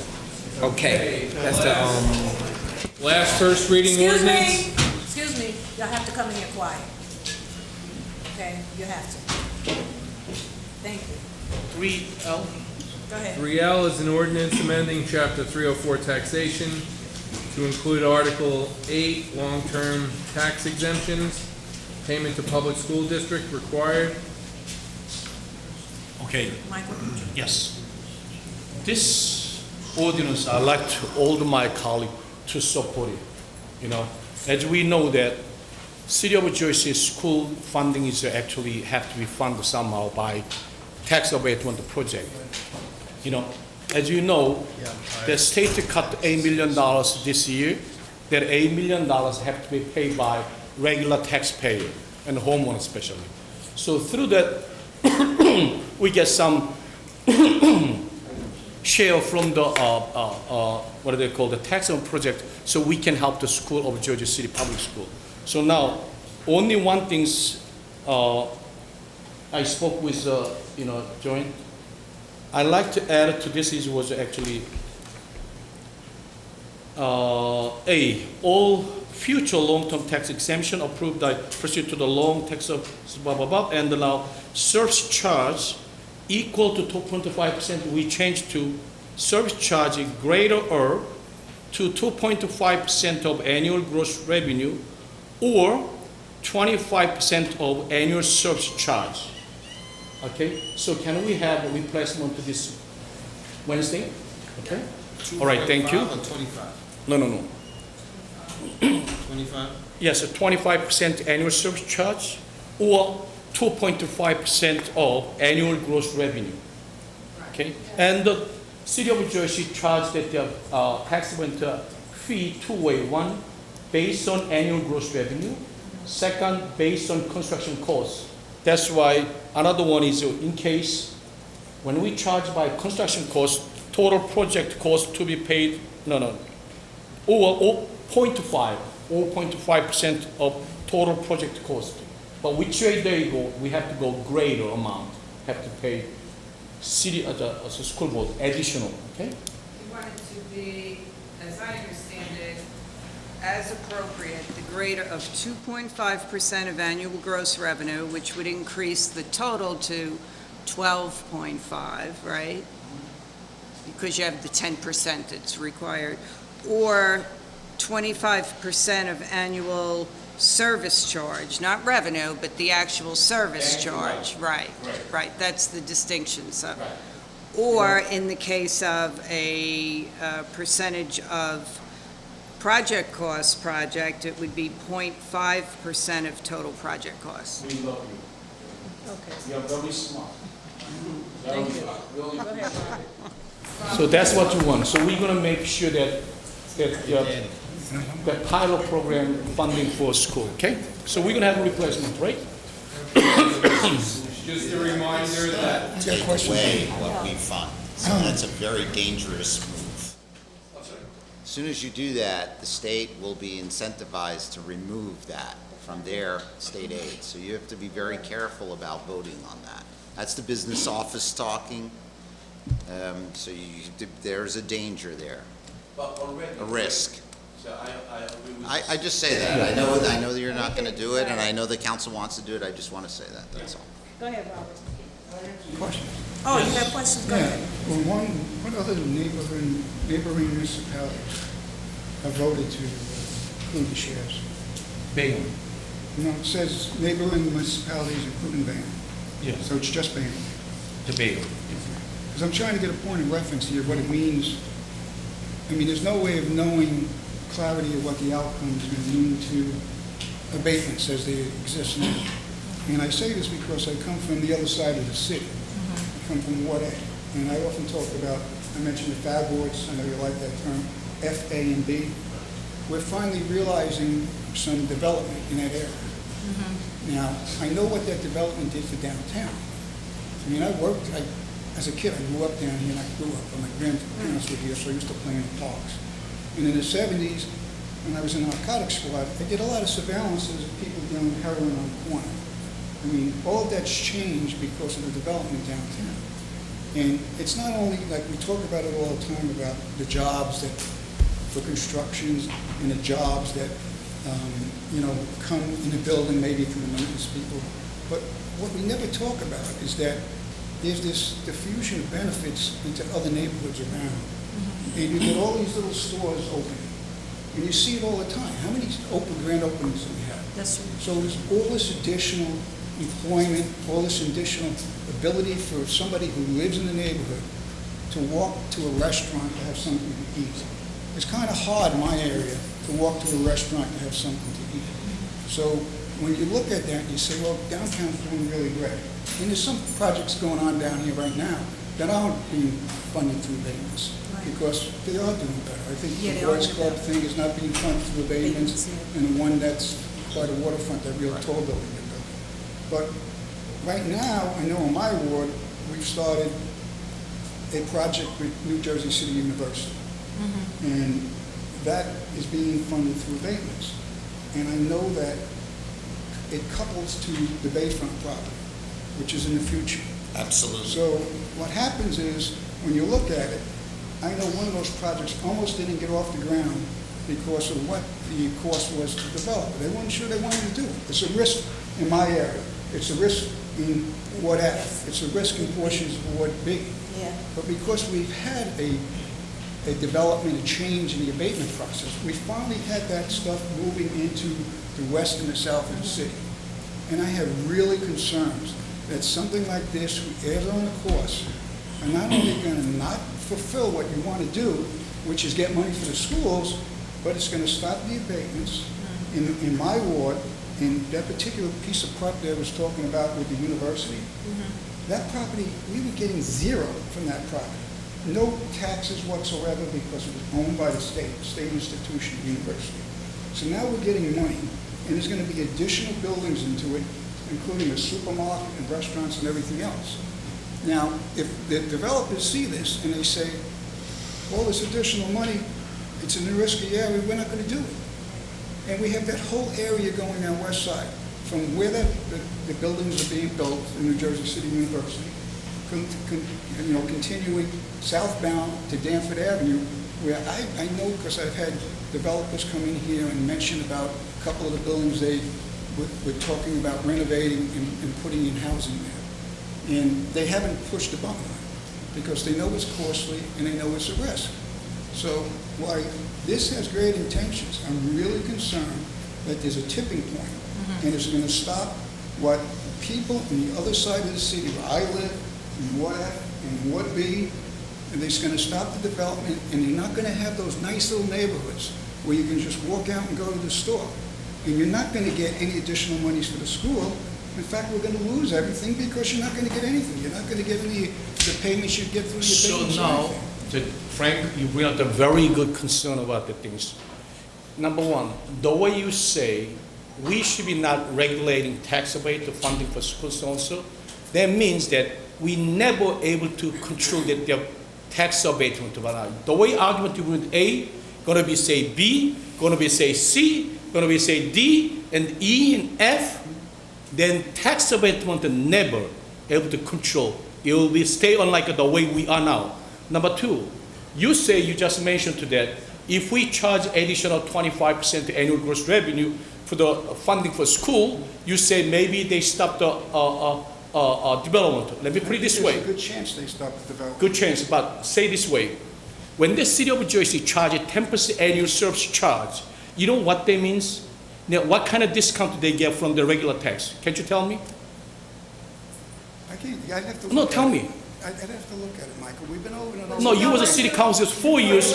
You look at the numbers until today. The people, they do get a discount in taxes. But you like to use this different Okay, amount. no, No, Matt. You're Okay. wrong. You Yeah. say a lot of things about the different amounts of charges. You would be getting zero amount of money from the New Jersey City University project. Zero. That's what you'd be getting. Okay? See. And by building there, we're finally getting something. We're getting something not only for the city, we're getting something for the community who hasn't had anything. So now, And that Wait, diffusion of let me ask you benefits. something. Let me just, because we can go back and forth, but you know what, we need to also get a legal opinion too. Exactly how legal can we do this? That's what we need to do. Okay, so once, we have to get that too though, Michael. We have to. Okay. This is a Caucus meeting. We're supposed to be discussed with the issue. Now, let me put it this way. When the city of Jersey charges 10% annual service charge for any pilot program, which is tax abatement, they talking about around 50 and 45% discount. When we do this way, they get around 30 to 35 discount for the tax. 30 to 35 tax discount, good actually point they build give the reason to the bill if they have it. But you have to understand, tax abatement is the major reason to move on the project on or not. Actually, tax abatement is extra profit to secure themselves. Because that proved that over the 4 years council, I see that. So now, your argument is come up, it's very funny. So now, when the mayor say he's going to sharing 10% annual service charge to the Board of Ed, at that time, none of the council people bring up the issue. If we funding for schools, maybe great chance to state to cut the funding. Nobody say anything like that. Now, when I come up plan, Nothing to do with this ordinance that you have in front of you. In a lot of these buildings that we talk about downtown, that you keep talking about, you project the cost and everything else, wouldn't get built. Maybe a couple of them would, but not all of them would get built, so you wouldn't be getting that money. You don't get it, you know? So you wouldn't be getting that money, and you're not gonna get that money down in Ward A and in Ward F and parts of Ward B. It's not gonna happen. So if we're gonna keep on doing stuff like this, where we're gonna say, well, we're doing it for the greater good of the school, the final analysis is it isn't gonna get built, and you're not gonna see that 25 annual percent. Then It isn't gonna happen. why don't you do it this way? Because It isn't gonna happen. No. When I say something to ask you to answer us, you didn't actually come up not by fact. You just a feeling like that. You feel like that. You guessing. So now why don't you do this one? We move on. If we down the road have a problem, we always can amend. Now, when you put something in effect like this, and you say it's gonna happen, you cannot move back. It doesn't go back, because if you say you're gonna give an X amount of dollars to the school system, and you're gonna see it ain't working, I could just see the council sitting around saying, oh, we're gonna take that money back. Let me ask you this way. Michael, if you No, want to vote for it, 2017, this year, it makes no sense for the other side of the Okay, no, this is what is the problem. Let me ask you this one, Frank. Yes, we all you want. It doesn't Answer make me. sense, Michael. Answer me. Then now. It's not a question No, no. and answer period. No. I made my point, you made your point. So now I'm gonna ask you. Michael, okay. Okay, now. You and Frank got a disagreement with it, so that's up to us to vote. So we can vote, you and him can talk about it on the side, because we got a lot still going on. So he gave you his opinion, you have your opinion, and we listening, right? Then I and you have to ask express yours. him. I have to I'm ask not the him. one proposing the ordinance. I'm telling you, He just I said don't how he feel. It's going to affect negatively the That's the way he ability to put up projects in my end of the city, in Ward F, in Ward B. It's gonna hurt. I could see that coming, Michael. It's an additional cost. That's why I'm because asking I know you- that some of Ask the him on the people- side. Let's move on to the next one, because we got a lot to go. Y'all can talk on the side, because it's a lot. Because you and him have a conversation that y'all need to talk about. That the state wanted this year, state cut the aid to public school this year, $8 million. They whatever showed $8 million, who have to pay? Regular taxpayer have to carry on. While we are the only one, regular taxpayer have to carry that public schools funding. While we cannot share, who get their 40 to 45% discount from the regular tax? Maybe you didn't listen to me, Mike, because what I said was, you're not going to see that. If it stops the development, you could put in here that we're going to give them half of it, and they ain't going to get it. Could you please move to the next Yeah. one? They We have a are. disagreement, they can talk about it That's it, later. you guys can fight it out, and I'll sell All right, tickets in the outside of parking the lot. council, okay, Go good. ahead. I'll sell tickets in the But parking I lot. like to see, okay? Go ahead. All right, council members, we're gonna have a public hearing on the Journal Square Special Improvement District, budget and assessment roll. Any questions on second reading ordinances? We have far too many of them. 13 to be exact. 4N. Second reading 4N. 4N or M? M, like a Mary.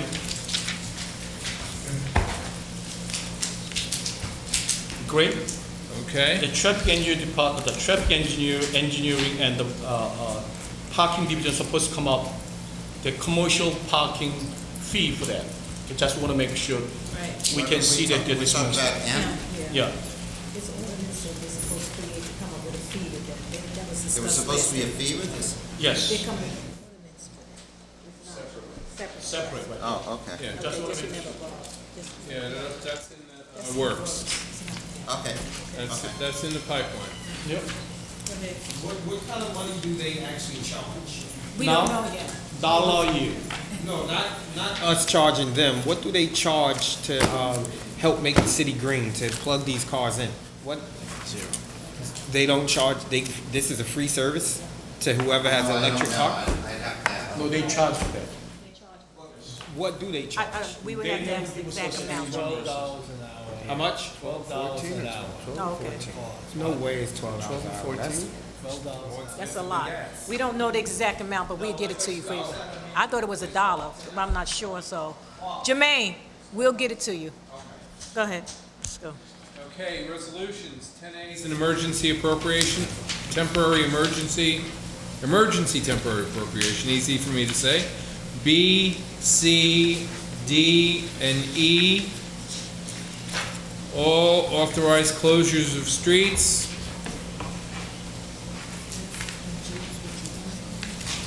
That's Fayette Place, not Layette Place. B is for the Mount Carmel Annual Festival. That's going to be held 2 separate weekends, July 7th through 9th and July 14th through 16th. C is the Senior Fun Day Barbecue on Erie and Manila and 9th Street to 8th Street. D is for Holy Rosary Church for the La Fiesta Italiana. And E is the closure of Hamilton Park for the Hamilton Park Conservancy for their barbecue festival. F, G, and H were done earlier. I, authorizing a license agreement with Alina Gonzalez for the use of 269-273 Central Avenue. J and K, honorary resolutions. J, honoring Father Alex Ver for his 15 years of service to St. Nicholas Parish.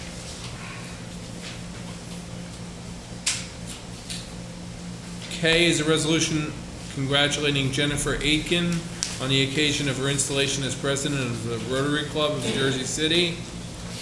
L is a resolution authorizing the Jersey City Department of Health and Human Services to accept grants from the New Jersey Department of Health for the 2017 Farmers Market. M is a resolution authorizing Jersey City Department of Health and Human Services to accept grant funds from the New Jersey YMCA State Alliance #HealthyNJ contest.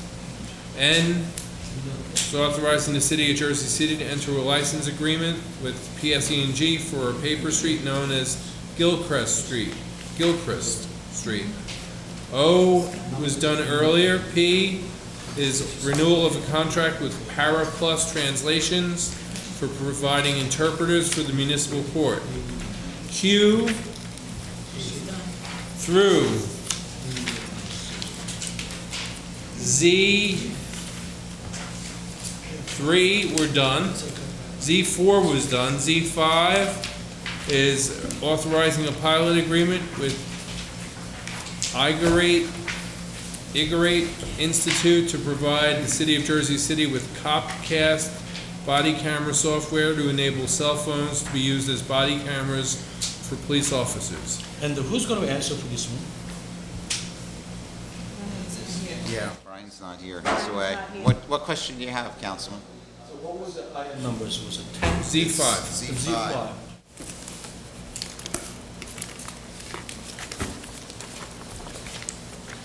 I do by all my research is a great, seems like a program, software.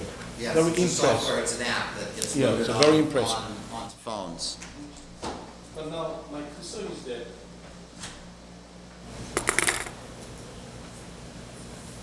this is a pilot program, right?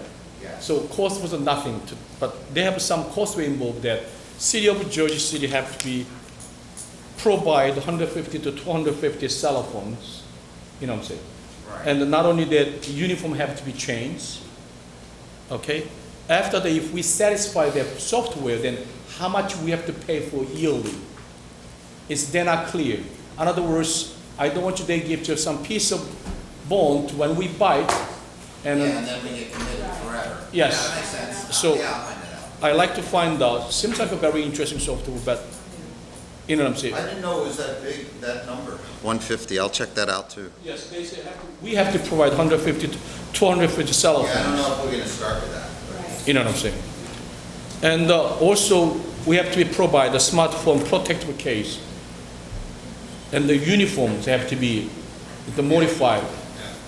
That's number one. Number two, after What's your that, concern with that? Yeah. That the uniforms have to be altered, what's your concern? but after that, when we like it, then how much cost will be? Okay. Wow. Yeah, that's the, I agree with that. Yeah. The other thing you're gonna do anyway, we're gonna modify the uniform, it's something that we wanna do. But we don't wanna be committed to them forever. That's a very good point. Modify uniform, we purchase 150, 200 Well, phones, a cell and phone then is any cell phone, so it doesn't, it will fit any app. So- I think we decide to use a Samsung Galaxy 6, I think so. Well, yeah, but that's not connected to the app, Yeah.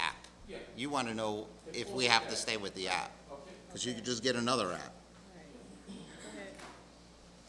Z6 and Z7 involve the acceptance and the adoption of the assessment role and budget of the Journal Square Special Improvement. Z8 waives the 20-day waiting period on ordinance 17-073. And this is the sale of the property to Hudson County for the courthouse. Z9 through 16 are all appointments. Joyce Waterman to the Planning Board, Douglas Carlucci. Z9 and 10, or actually, Z9 through 13 are reappointments. Joyce Waterman to the Planning Board, Doug Carlucci to the Redevelopment Agency, Darwin Ona to the Redevelopment Agency, Rolando Lavaro to the Redevelopment Agency, Daniel Rivera to the Redevelopment Agency. Z14 is appointing Vincent Mastria as a member of the Municipal Utilities Authority. Z15 was withdrawn. Z16 is appointing Kathy Hardy as alternate member number 2 of the Municipal Utilities Authority. So council, no, acting president, Joyce Waterman. Yes. You know, the Joanne, can't you answer to us? A lot of agenda actually approved by planning board, and they come to us final approve, which is the city of Jersey City. Like a Joyce Waterman, councilwoman, actually served at the planning board, and you are boarding members, right? Yeah. You're boarding once, and you come up city of Jersey as a city council member, you're boarding another one, same the agenda. But it's a different way in which you vote, because when you're on the planning board, you have certain guidelines in which you can vote versus when you're a council person. That's the difference, because you have to know the land law. And so you only vote based on the landlord and the different variances that they request. So it's different when you come to the voting as a council person. It's a totally difference. So if you say that the planning board say yes, then I can come here and say no, because based on what we believe is about policy. See, it's a difference. That's why you have to. Is your question whether or not there's a conflict?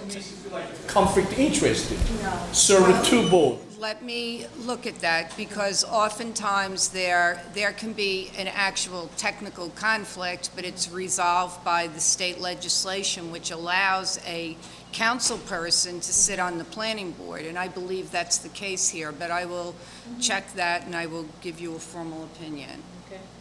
So we have, Yeah, no. by state law, It's not in the state, the council, just the council is the final planning board. In some communities, the council does in fact act as the planning board, so I don't know. Planning board is serving the council. we know that Joyce Waterman, we know that Ronald Barabaro, we know that Daniel Rivera, he served the council peoples. But like a JCMA, Autonomous Agency, we don't know them well.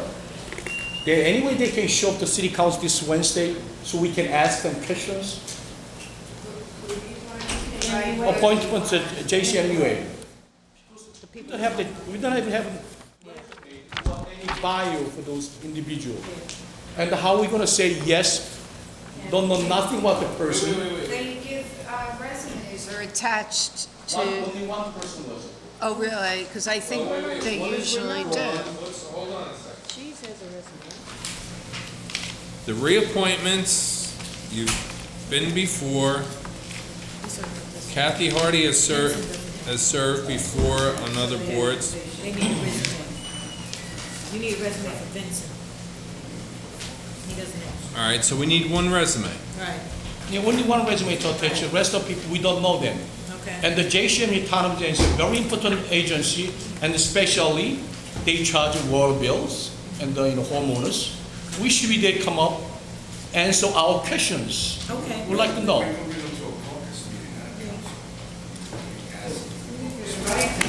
You can invite them. Yeah, we can invite council chambers. Not only. You know, they don't have to come, and then you could vote against them if you want. Can we postpone till, so we get opportunity to let them come in? We, they can meet for the council, so postpone Vincent. The one who doesn't have Right. a resume? We're gonna postpone Vincent, and this way that he can come next week to the, when is our next caucus? July. Yeah. Wanted to come to the caucus. So, July 17th, he can come, okay? I'm not the only one. We have a new councilman, Chris Gasson, don't know them probably person well. And I don't know, Councilman Robbins, he knows everybody, you know what I'm saying? No, we'll have him this next week, okay? Beautiful. All right, all right. We finished the order of business, so now we have, last time at the council meeting, a group of people came from Housing Authority with a concern, and the council requested that the executive director of housing come and answer some questions. So I know Councilman Rivera, you may have some questions, so we asked that Mr. Marvin, come on, have a seat here. And then we'll have you, Crystal, plus, okay.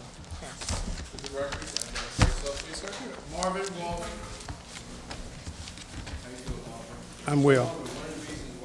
Wait, before I start, I want to make it clear, you guys can't speak out. This is a different forum, okay? The only way y'all can speak out if y'all come to the council meeting and during public hearing, then you can come to the council and speak. In the caucus, you cannot. We requested him, that's why he's speaking, okay? Yeah.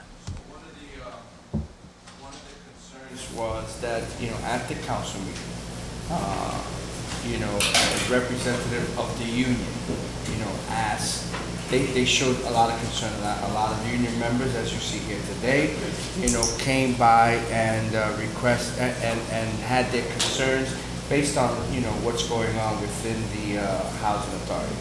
So they sent us a list of questions, and we gave the questions throughout the council members, and some of the questions are a bit concerning, some of the questions we can't ask. So one of their biggest concerns is their contract negotiation, ongoing negotiations with their unions. One of the things that they expressed is that you was very adamant about you do not want to have conversations with the unions or any contract negotiations with the unions. And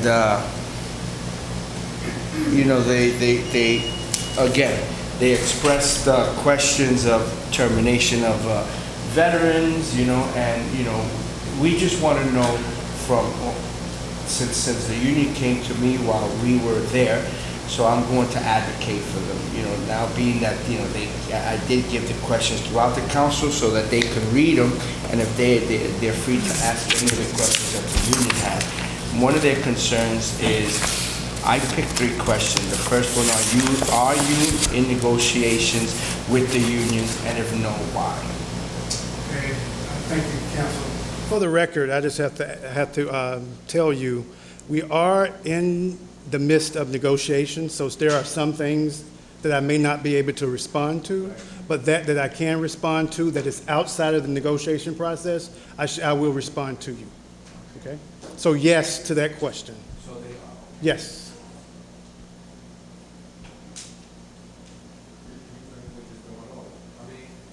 How you doing? I'm good. Great. They all have some concerns about their benefits. that you're trying to remove them from the contracts? Or, I mean, is that fair to say, that the benefits are being taken away from the employees? Any items in reference to the contract negotiations, I cannot respond to. And I'll just make this statement for the record. Had the opportunity to review the video, to hear the reading of the statement that was made. And for the record, there were a number of things mentioned that were contract related, and that's a direct violation. So I'm not going to follow that lead and continue to further expound upon the error that has been made thus far. When you're in union negotiations, as you all are commonly aware, because the city have unions, certain things are not public. There is a union negotiation committee that was established, both on the Housing Authority side, as well as the two unions that the Housing Authority have, and we've sat down and we've established the ground rules that you cannot go outside of that meeting to discuss anything in the negotiation process until an agreement has been reached. The time frame is on both parties. Initially, my thought, what I put on the table was approximately 2 months we should be done, but it's hard to call it.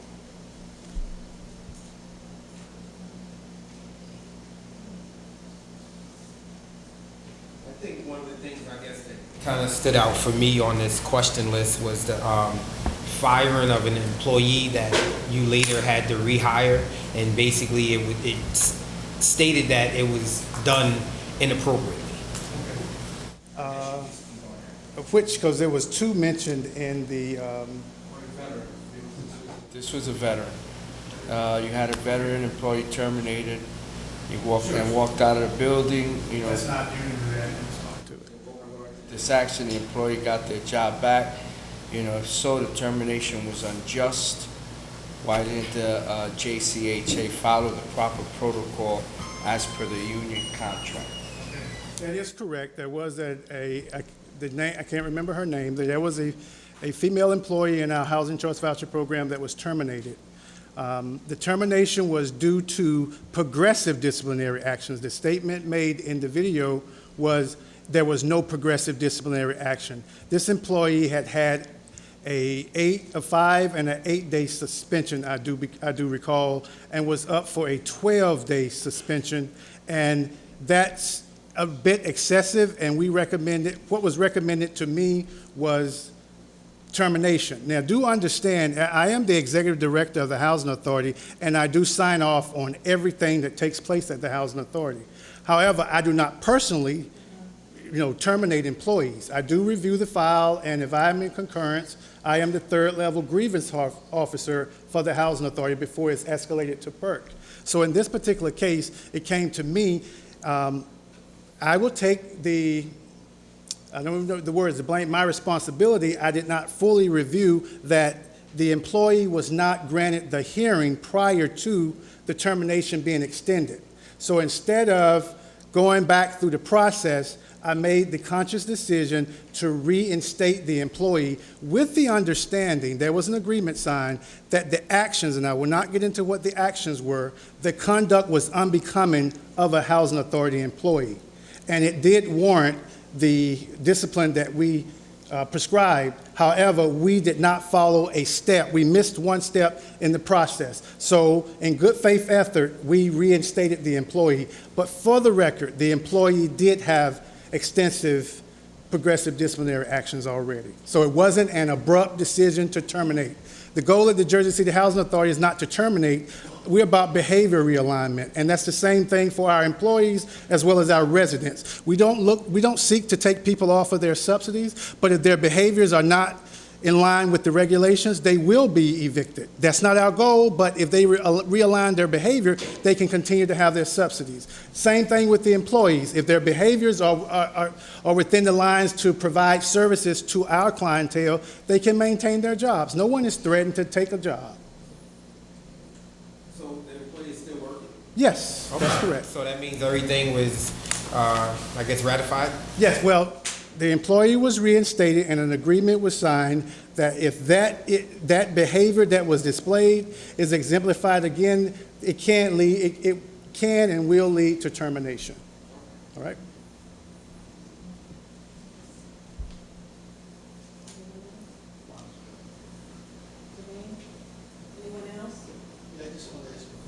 Sure. I see this happening throughout the city. It's about hiring higher salaries for new people over current people in the same position. And this is a complaint, believe it or not, throughout the city. They're bringing in new people into the city, and people have been here for 15, 20 years, dedicated people. Is that so? Okay, here's the situation there. And after seeing the, complaints via the video, I had my human resources director to go back through and just verify, could this possibly be true? We found 3 instances where there was an employee that was hired, 3 employees that were hired. Now, the union contracts have entrance level, salary ranges. These 3 individuals were brought in at the entrance level of the position. Prior to this, I've had 2 human resource directors in my 2 years and 2 months of being on the job. My second in the transition of the 2, we made a conscious decision as a housing authority. It was brought to me and I agreed upon it. We have a situation where we have part-time employees. Part-time employees do not get paid benefits. And the housing authority have these 3 that I'm mentioning had been at the housing authority for some while working on a part-time basis.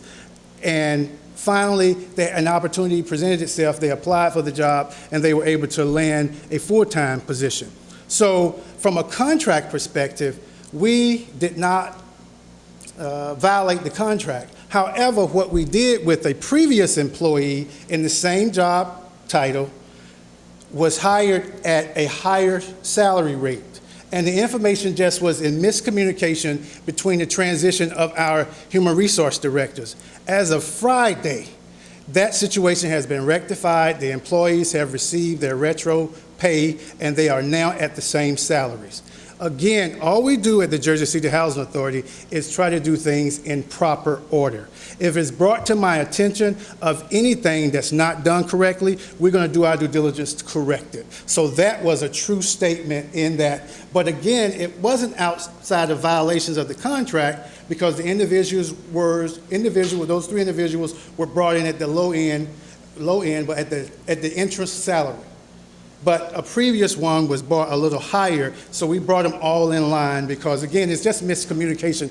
That's not a practice of the Housing Authority to bring in individuals higher than the ones in the same job categories. That's not a practice of ours. And if there is any discovery of it, it will be fixed without a problem. It's not maliciously done, intentionally, or anything like that. Not here on the paper is, what are you doing to train to hire or promote from within and or Jersey City residents over, anyone on the outside? Okay. First of all, I'm a federally funded agency, so I cannot restrict who we hire that they come from Jersey City. I can't do that because we're federally funded, okay, for the record. However, I will give you just a few statistics. I have 166 employees. Out of the 166 employees, 151, I guess about 145 of those are represented by a collective bargaining unit, okay? Of that, 114 of those individuals are from Jersey City. I've been employed for 2 years and 2 months, and since I've been there, resignations, terminations, and any other reason for someone leaving the job is about 38 employees that have been in transition.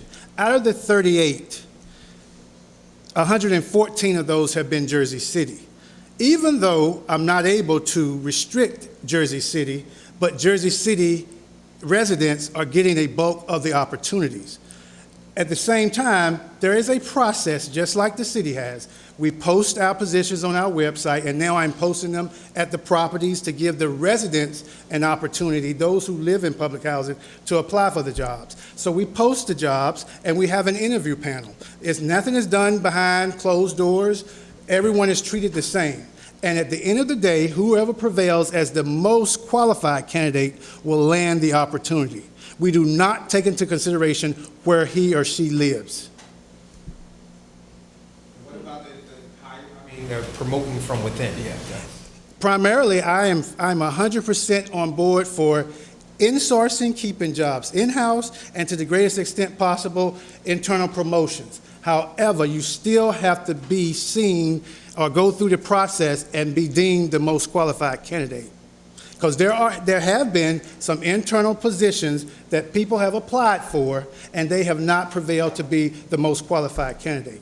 And we have an interview panel that differs based upon whatever the job description, whatever the job title is. Three-person panel, not me. I just endorse the recommendation that comes from the Human Resources Department. So it is a pretty straightforward system. You apply, you get an opportunity, we screen the resumes. If you fit the minimum criteria, you're invited in for an interview. And then once you come in for an interview, you got to display and exemplify what we're looking for in that particular job. And that includes blue and white collar positions. So then, in reference to the posting position, so what would you say is the percentage then of the employees that apply for these positions and don't get it, and then those positions get outsourced? Well, I don't outsource. I may hire, if they don't get the positions in-house, from an in-house bid, first of all, with the union positions, they have 7 days per their CBA, that they're advertised in-house, and then after the 7 days, we can open up to the outside. But we do interview those that bid it for the opportunity.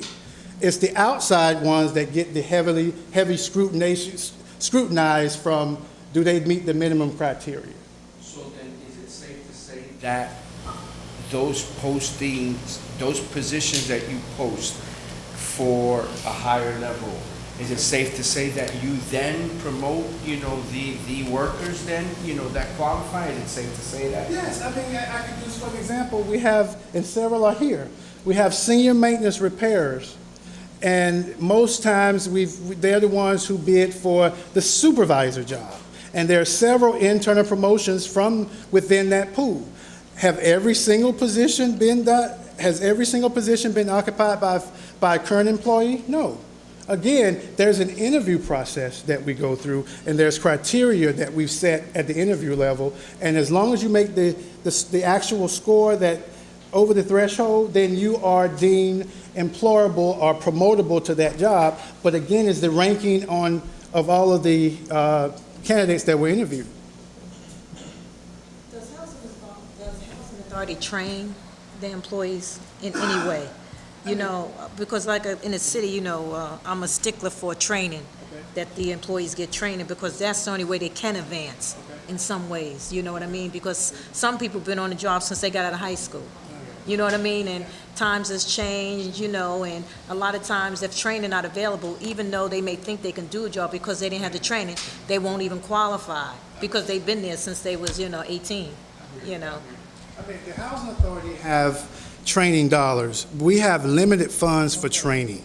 I mean, I'm sure you all have read the proposed budget for 2018 that's coming from the president, and he's proposing a 13% cut, which equates to $6 billion to the housing authorities across the country. And we are now really trying to get, what does this mean? No one knows that yet. So we have a number of industry groups who are tackling that, but it's looking very blurry at this point, because the future of housing authorities, when they're trying to cut $2 billion just from the public housing program alone, that is catastrophic to that level when it comes time for those residents that live in our housing. And understand, HUD does not fund us to fund our central office. We have to deploy these young men and women that you see here to go out and service the property. So all of those services are in-house, they're not outsourced. I mean, the company years ago had an option to outsource it, but made the decision to keep those positions in-house. I haven't changed it. I think that makes good business sense to keep it in-house. However, at the end of the day, you got to deliver. That model means that you got to deliver to get the end product, to prevent from going outside, getting a vendor to do what you can do in-house. And that is my goal. On record, I say that, and I say that wherever. I do not have any intentions to outsource. If you check my track record and see from whence I came, I'm an in-source guy. I want to keep the resources in-house. But at the same time, we got to make sure we have the best qualified candidates in those slots. I think their concerns I think their concerns are that they didn't notice that you are not outsourcing, and it's something that probably, wouldn't have gone to this level if they were, notified that. Maybe they don't think that. Maybe they don't know what you just said, Can I respond to that, Councilman? Absolutely. That's why we're here. I'm going to say, I still tell people I have the best job in Jersey City. It's not the easiest job. I have a rather challenging job. And the most disturbing piece about my opportunity that I have to service the residents of the city of Jersey City is if I say something and it's later repeated differently than what I said. That's the most difficult thing to do when someone takes what you say, misconstrue it, instead of checking in to say, okay, is this what you meant? Or take it a step further. You can ask these men and women that are here, and I see some residents in the room too. The vision of the Jersey City Housing Authority is 3 E's. Engage, educate, and empower. And those are strong words. I'm committed. I'm passionate about what I do, and I will continue to do that. But if you're going to take my words and change them, then that's not being fair to me, because I'm a man of my word, and I would stick by anything I say. I would never hide behind something I said. And if I said it and it wasn't appropriate, I am man enough to come back and say, you know what? I apologize and I'm sorry for what I said. But that's not the case in here. And yes, I did see the video. I was heavily disturbed. I'm not a defensive type of person, and I'm not an ill will person.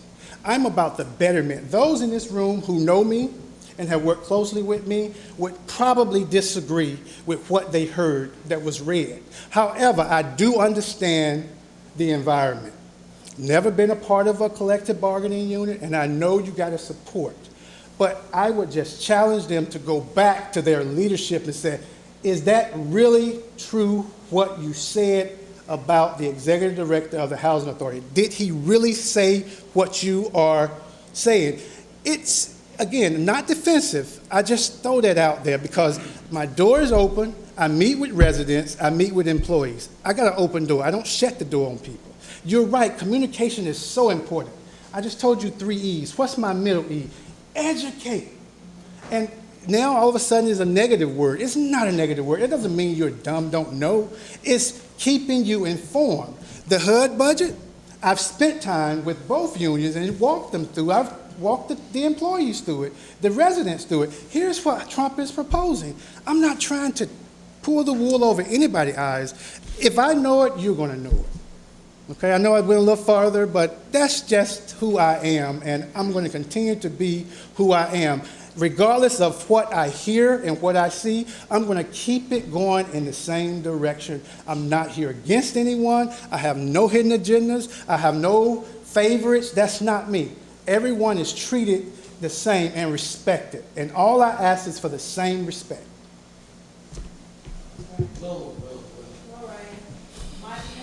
Because you was quiet all through this. I'm telling you straightforward. Last council meeting, when there's several people show up to city council, they express dissatisfy your role as a headman of the housing authority. That's one of the reason I think Councilman Donnie Rivera requested to invite you to city council caucus meeting, put just some explain to us. But let me tell you, that's true. I received this question just a minute ago. Yeah. If you guys organize it, be better organize them than now, really. And not only that, when you contact with the council person, not only contact one council person, you should be contact with as many council persons, explain the situation. And the last minute I received one piece of paper and asked them to housing authority. It's not fair to me, it's not fair to him too. To add to that, because I have to interrupt. When the unions came with concern, all the council people were concerned. The only one that didn't ask was Councilman Yu. I went out. You know, this is a different level here. You know, this, and I understand your explanation is great, and it's good. You know, maybe this is what they needed. Councilman Yoon, this is a different life.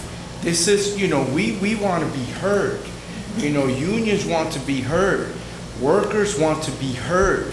And if working people feel, and it's not against you, but if working people feel they're not being treated fairly, this is the type of discussion that we need to have.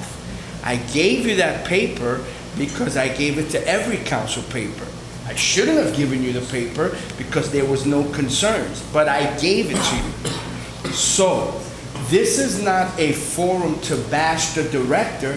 This is a forum to make sure that everybody here gets heard of what their concerns are. They felt that they're not being heard at the housing authority. Sometimes we sit here as council people and we entertain stuff that doesn't even, you know, some council members here raise questions that are like ridiculous, and we stand here 3, 4, 5 hours. This is a concern that has to be addressed. Whether it rocks the boat a little bit, whether it, you know, knocks a couple of loose apples from the tree, it's fine. We're not here to, you know, tear the director up. They want to be heard, and they want to be reaffirmed with communication. That's all. You know, I don't know what the mindset was with the unions of what they thought was going to happen, but this is what needs to be happening. You know, we are the city council. We can't, there's questions here that we couldn't ask, and I'm not going to ask. And I told them I wasn't going to ask those questions. I would never do that. But I was hearing everything you said, and at the last, I wasn't going to say anything else, but I felt compelled to say they just want to be heard. And your explanation was spot on. You know, that's it. So, you know, I say things like, I understand what the councilman, where was he's going with that, but if you're not about that life, there's certain things you can't comment on.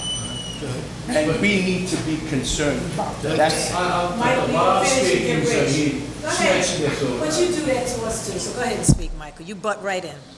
You do it, so go ahead. All right. You do it, so go ahead. So I hope, based on as a council person, as I sit down in this room, the director explains is perfect.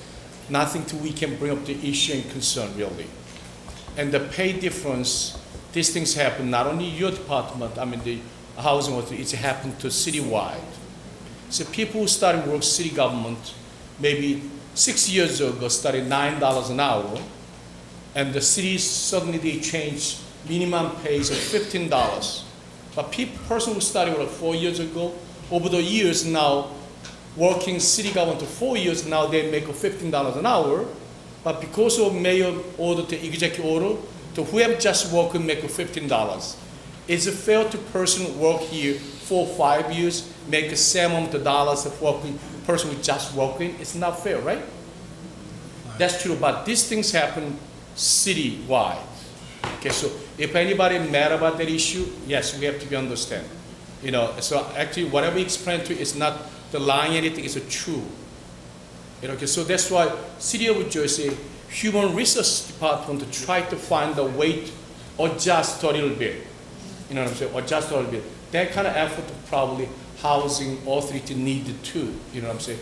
Because of people, person who worked 4 or 5 years or many years, and they shouldn't be now make a $7 person who just working. You know what I'm saying? Some kind of longevity is a special pay. But another issue is that a bonus pay. I think everybody understands, City of Jersey City pay bonus pay, the merit pay, whatever they call. You know, person who have a mayor believe that, who are directors recommend certain person deserve to have the certain bonus. They have a power to give to them. You know what I'm saying? But we understand Jersey City play by politics. Some person knows somebody make $10,000 a bonus, $5,000 bonus, so on, so. But listen to me. No, you assuming. I mean, you gotta have facts here. I'm serious, you gotta have facts. You on tape here. Bonus payment to your employees, do they have any policy existed? When you give bonus, so which policy, based on which policy, how you distribute bonus, that's why we don't know. Yes. Jersey City Housing Authority does not have a bonus policy for employees. The executive director's contract is the only individual that has a bonus opportunity in the contract. Okay, but no other employee other than the executive director has an opportunity for that. Yes. Executive director. Executive, why? We have to be sure that why executive director is the only one have a bonus pay or merit payment. When I arrived at the Housing Authority, that's the way it was. I have not changed that. I have not changed that. Any reason not change?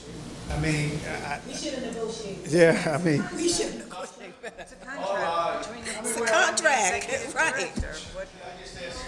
Okay, Rich, go ahead. Go ahead, Rich, go ahead. No, go on. Oh, all right. Is the head of the union here? Who was that? All right. Why don't you? it's two unions. Well, there's two unions. You got two union heads here? Wednesday night, why don't you come and present your cases? Just one or two of you get up and talk. You don't have to have 25 people talk, because get up, talk, present your cases and facts. At this But policy. wait, but you know what? You know what it is, though? The truth of the matter is, you can present your case to us, but you can see we don't have authority over your contract negotiation. I just want to help y'all out here, all right? Because I don't want y'all to waste time, because we have a long, council meeting, and you could be sitting there waiting till the public hearing, all right? But this is an issue, really, with you and the Housing Authority. Our concern is to make sure they negotiate with you. All right, so now he's saying it on record that he's willing to negotiate with you guys. So now the union leadership must sit down and talk to him about the negotiation. All right, because we don't have that power or authority to make the union do anything, and I want y'all to understand that. I don't want to waste your time with it. All right, so now if he refused to meet with you, then you can come back in droves, and then we can call him back and say, could y'all meet? That's all. I'm just letting you know, all right? But now, since it's out in the open, he will speak to you guys, and you guys need to set up a meeting and come up with some type of terms, all right? And try to get your contract resolved, especially before next year, before Trump cut everything. I think. Very good. I'm telling you. Good strategy. Thank you for your comment, really very good. But also, we give you opportunity to speak up yourself, and the rest of people, actually, union leaders, didn't get a chance to speak. You heard that what he say, what he presented to this council. If he lied to us, was something he not tell the truth, you have opportunity to bring up this council meeting at the Wednesday. But don't just say, I guess, I assume, come up with a fact, okay? Then we can call another meeting with him to sit down, discuss what a detailed issue, all right? So you believe that we not only give him opportunity to present himself, you guys have to have opportunity to this Wednesday, all right? Fair enough? Okay. I just got one last thing to say, is that I had requested via email from the BA, as well as the other council people who were copied on the email. I'm so concerned about the allegations that I'm still requesting a copy of that statement that was read, along with the questions that you have, and I will share those with my board. I do have a board, and that's my governing body of the Housing Authority, is a board. I will love for them to see that so they can do their appropriate investigations. I made my statement, and it's up to the governing body over the Housing Authority to do the appropriate investigations. So if you would provide me a copy, I would, yeah, but if I could get from the leadership a copy of the statement that was read, I'll make sure the board gets it. The leadership is, you can speak to the unions, and just speak to them. And, we don't even have to do this anymore. I mean, is that the pleasure of the, if that's what they desire. Thank you. Yeah, one more quesadilla. I appreciate you guys. Thank you for coming. Thank you. Come on, Kristen. We have one more thing we have to hear from planning. No, it's not. I told you we have two. No, you don't need it. Just explain it to us. You probably better off explaining, even after the PowerPoint, you're better off, because based on.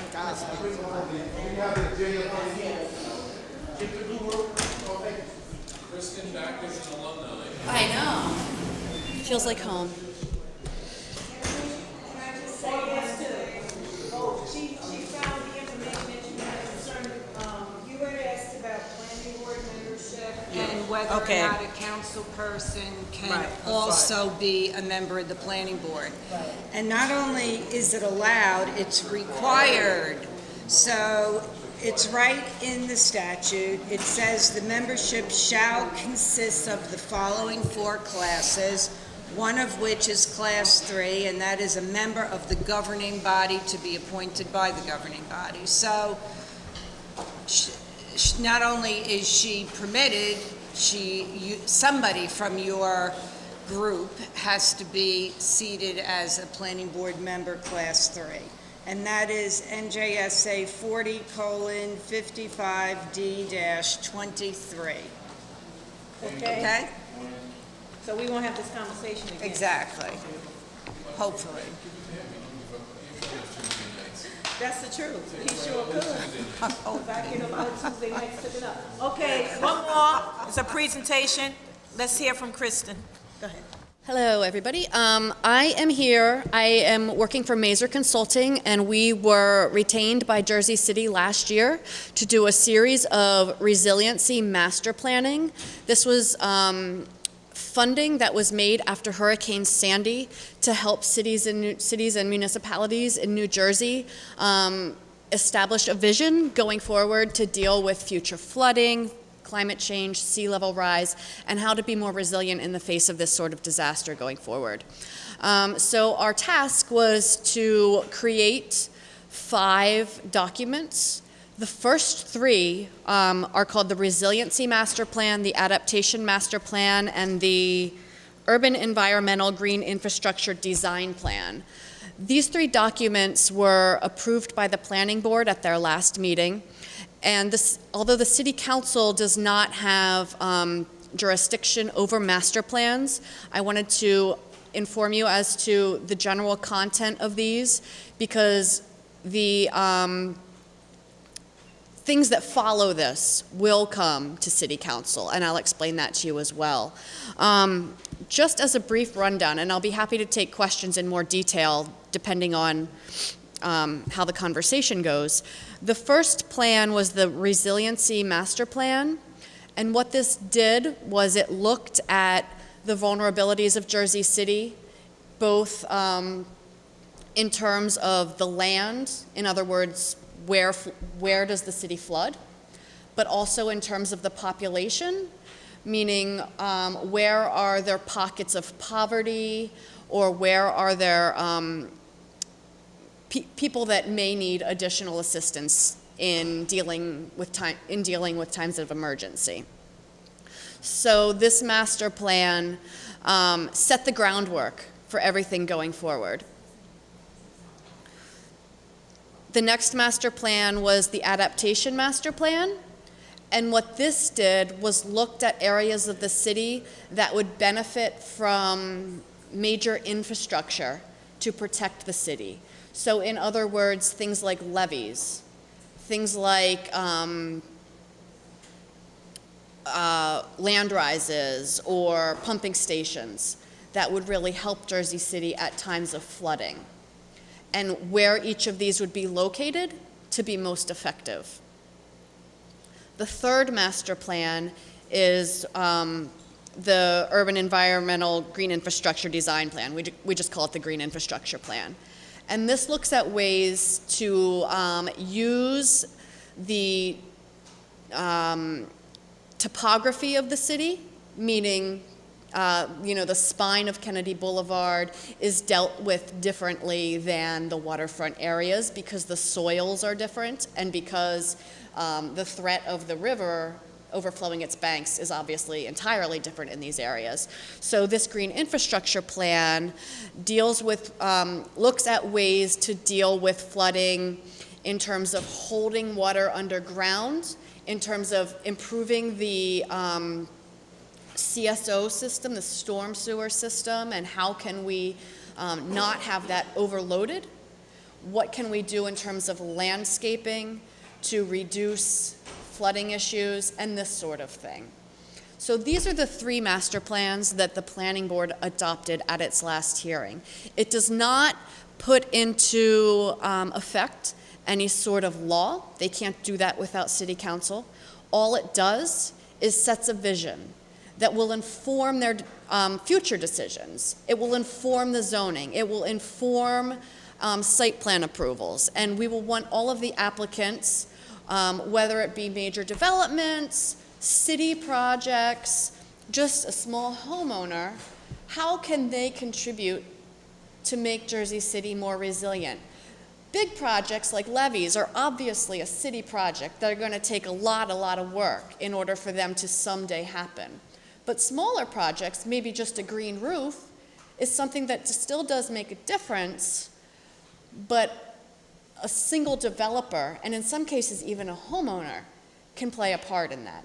So this sets that vision forward. As I said, City Council does not have jurisdiction over these, but the next 2 parts of the project that I'm going to explain to you, you do. So the next 2 parts, first is the zoning and design standards.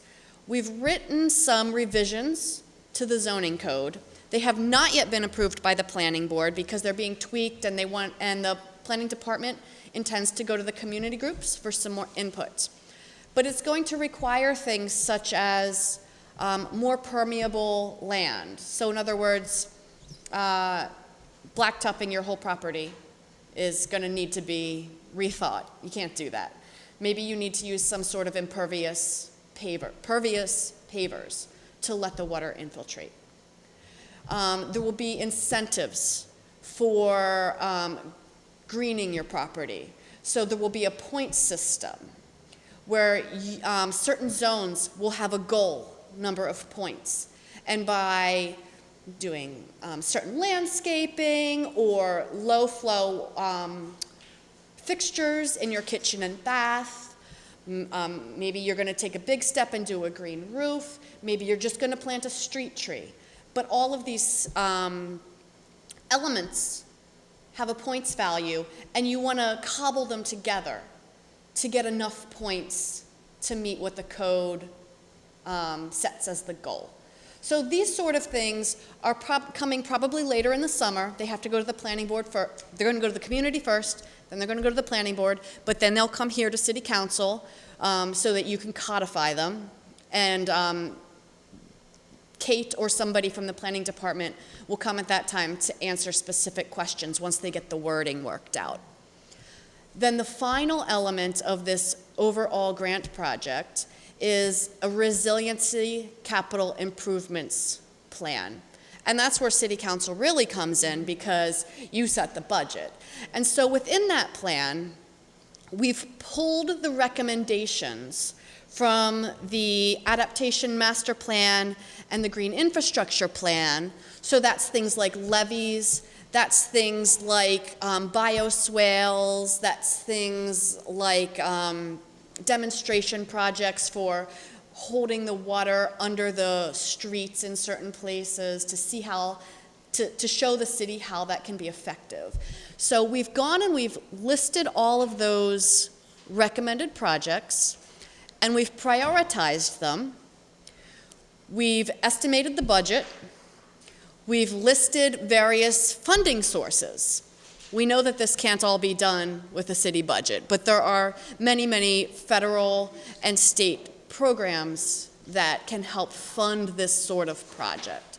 So the capital improvements plan sets forth the priorities of our recommendations, and ultimately it'll be City Council who, of course, says how much money goes towards each thing. So that's really why it's important that you're aware of these documents that the planning board has as its vision, so that you can make the financial choices to make some of them become a reality.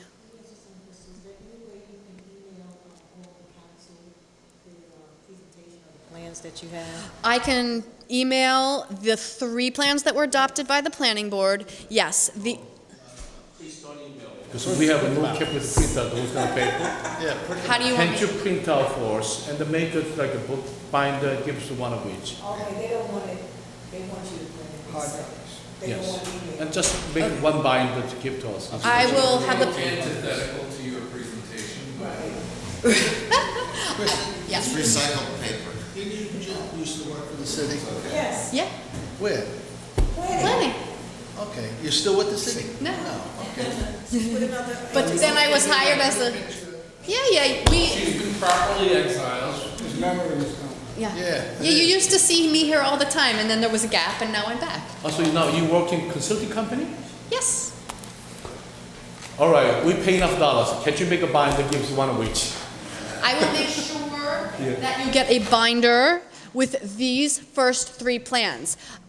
The capital improvements plan and the zoning are still being tweaked by the planning department, so I don't want to give you something that is still a draft. Okay. That was easy. All right. I'm ready, adjourn. We have a motion to adjourn by the council president. Seconded by Councilman Gajewski.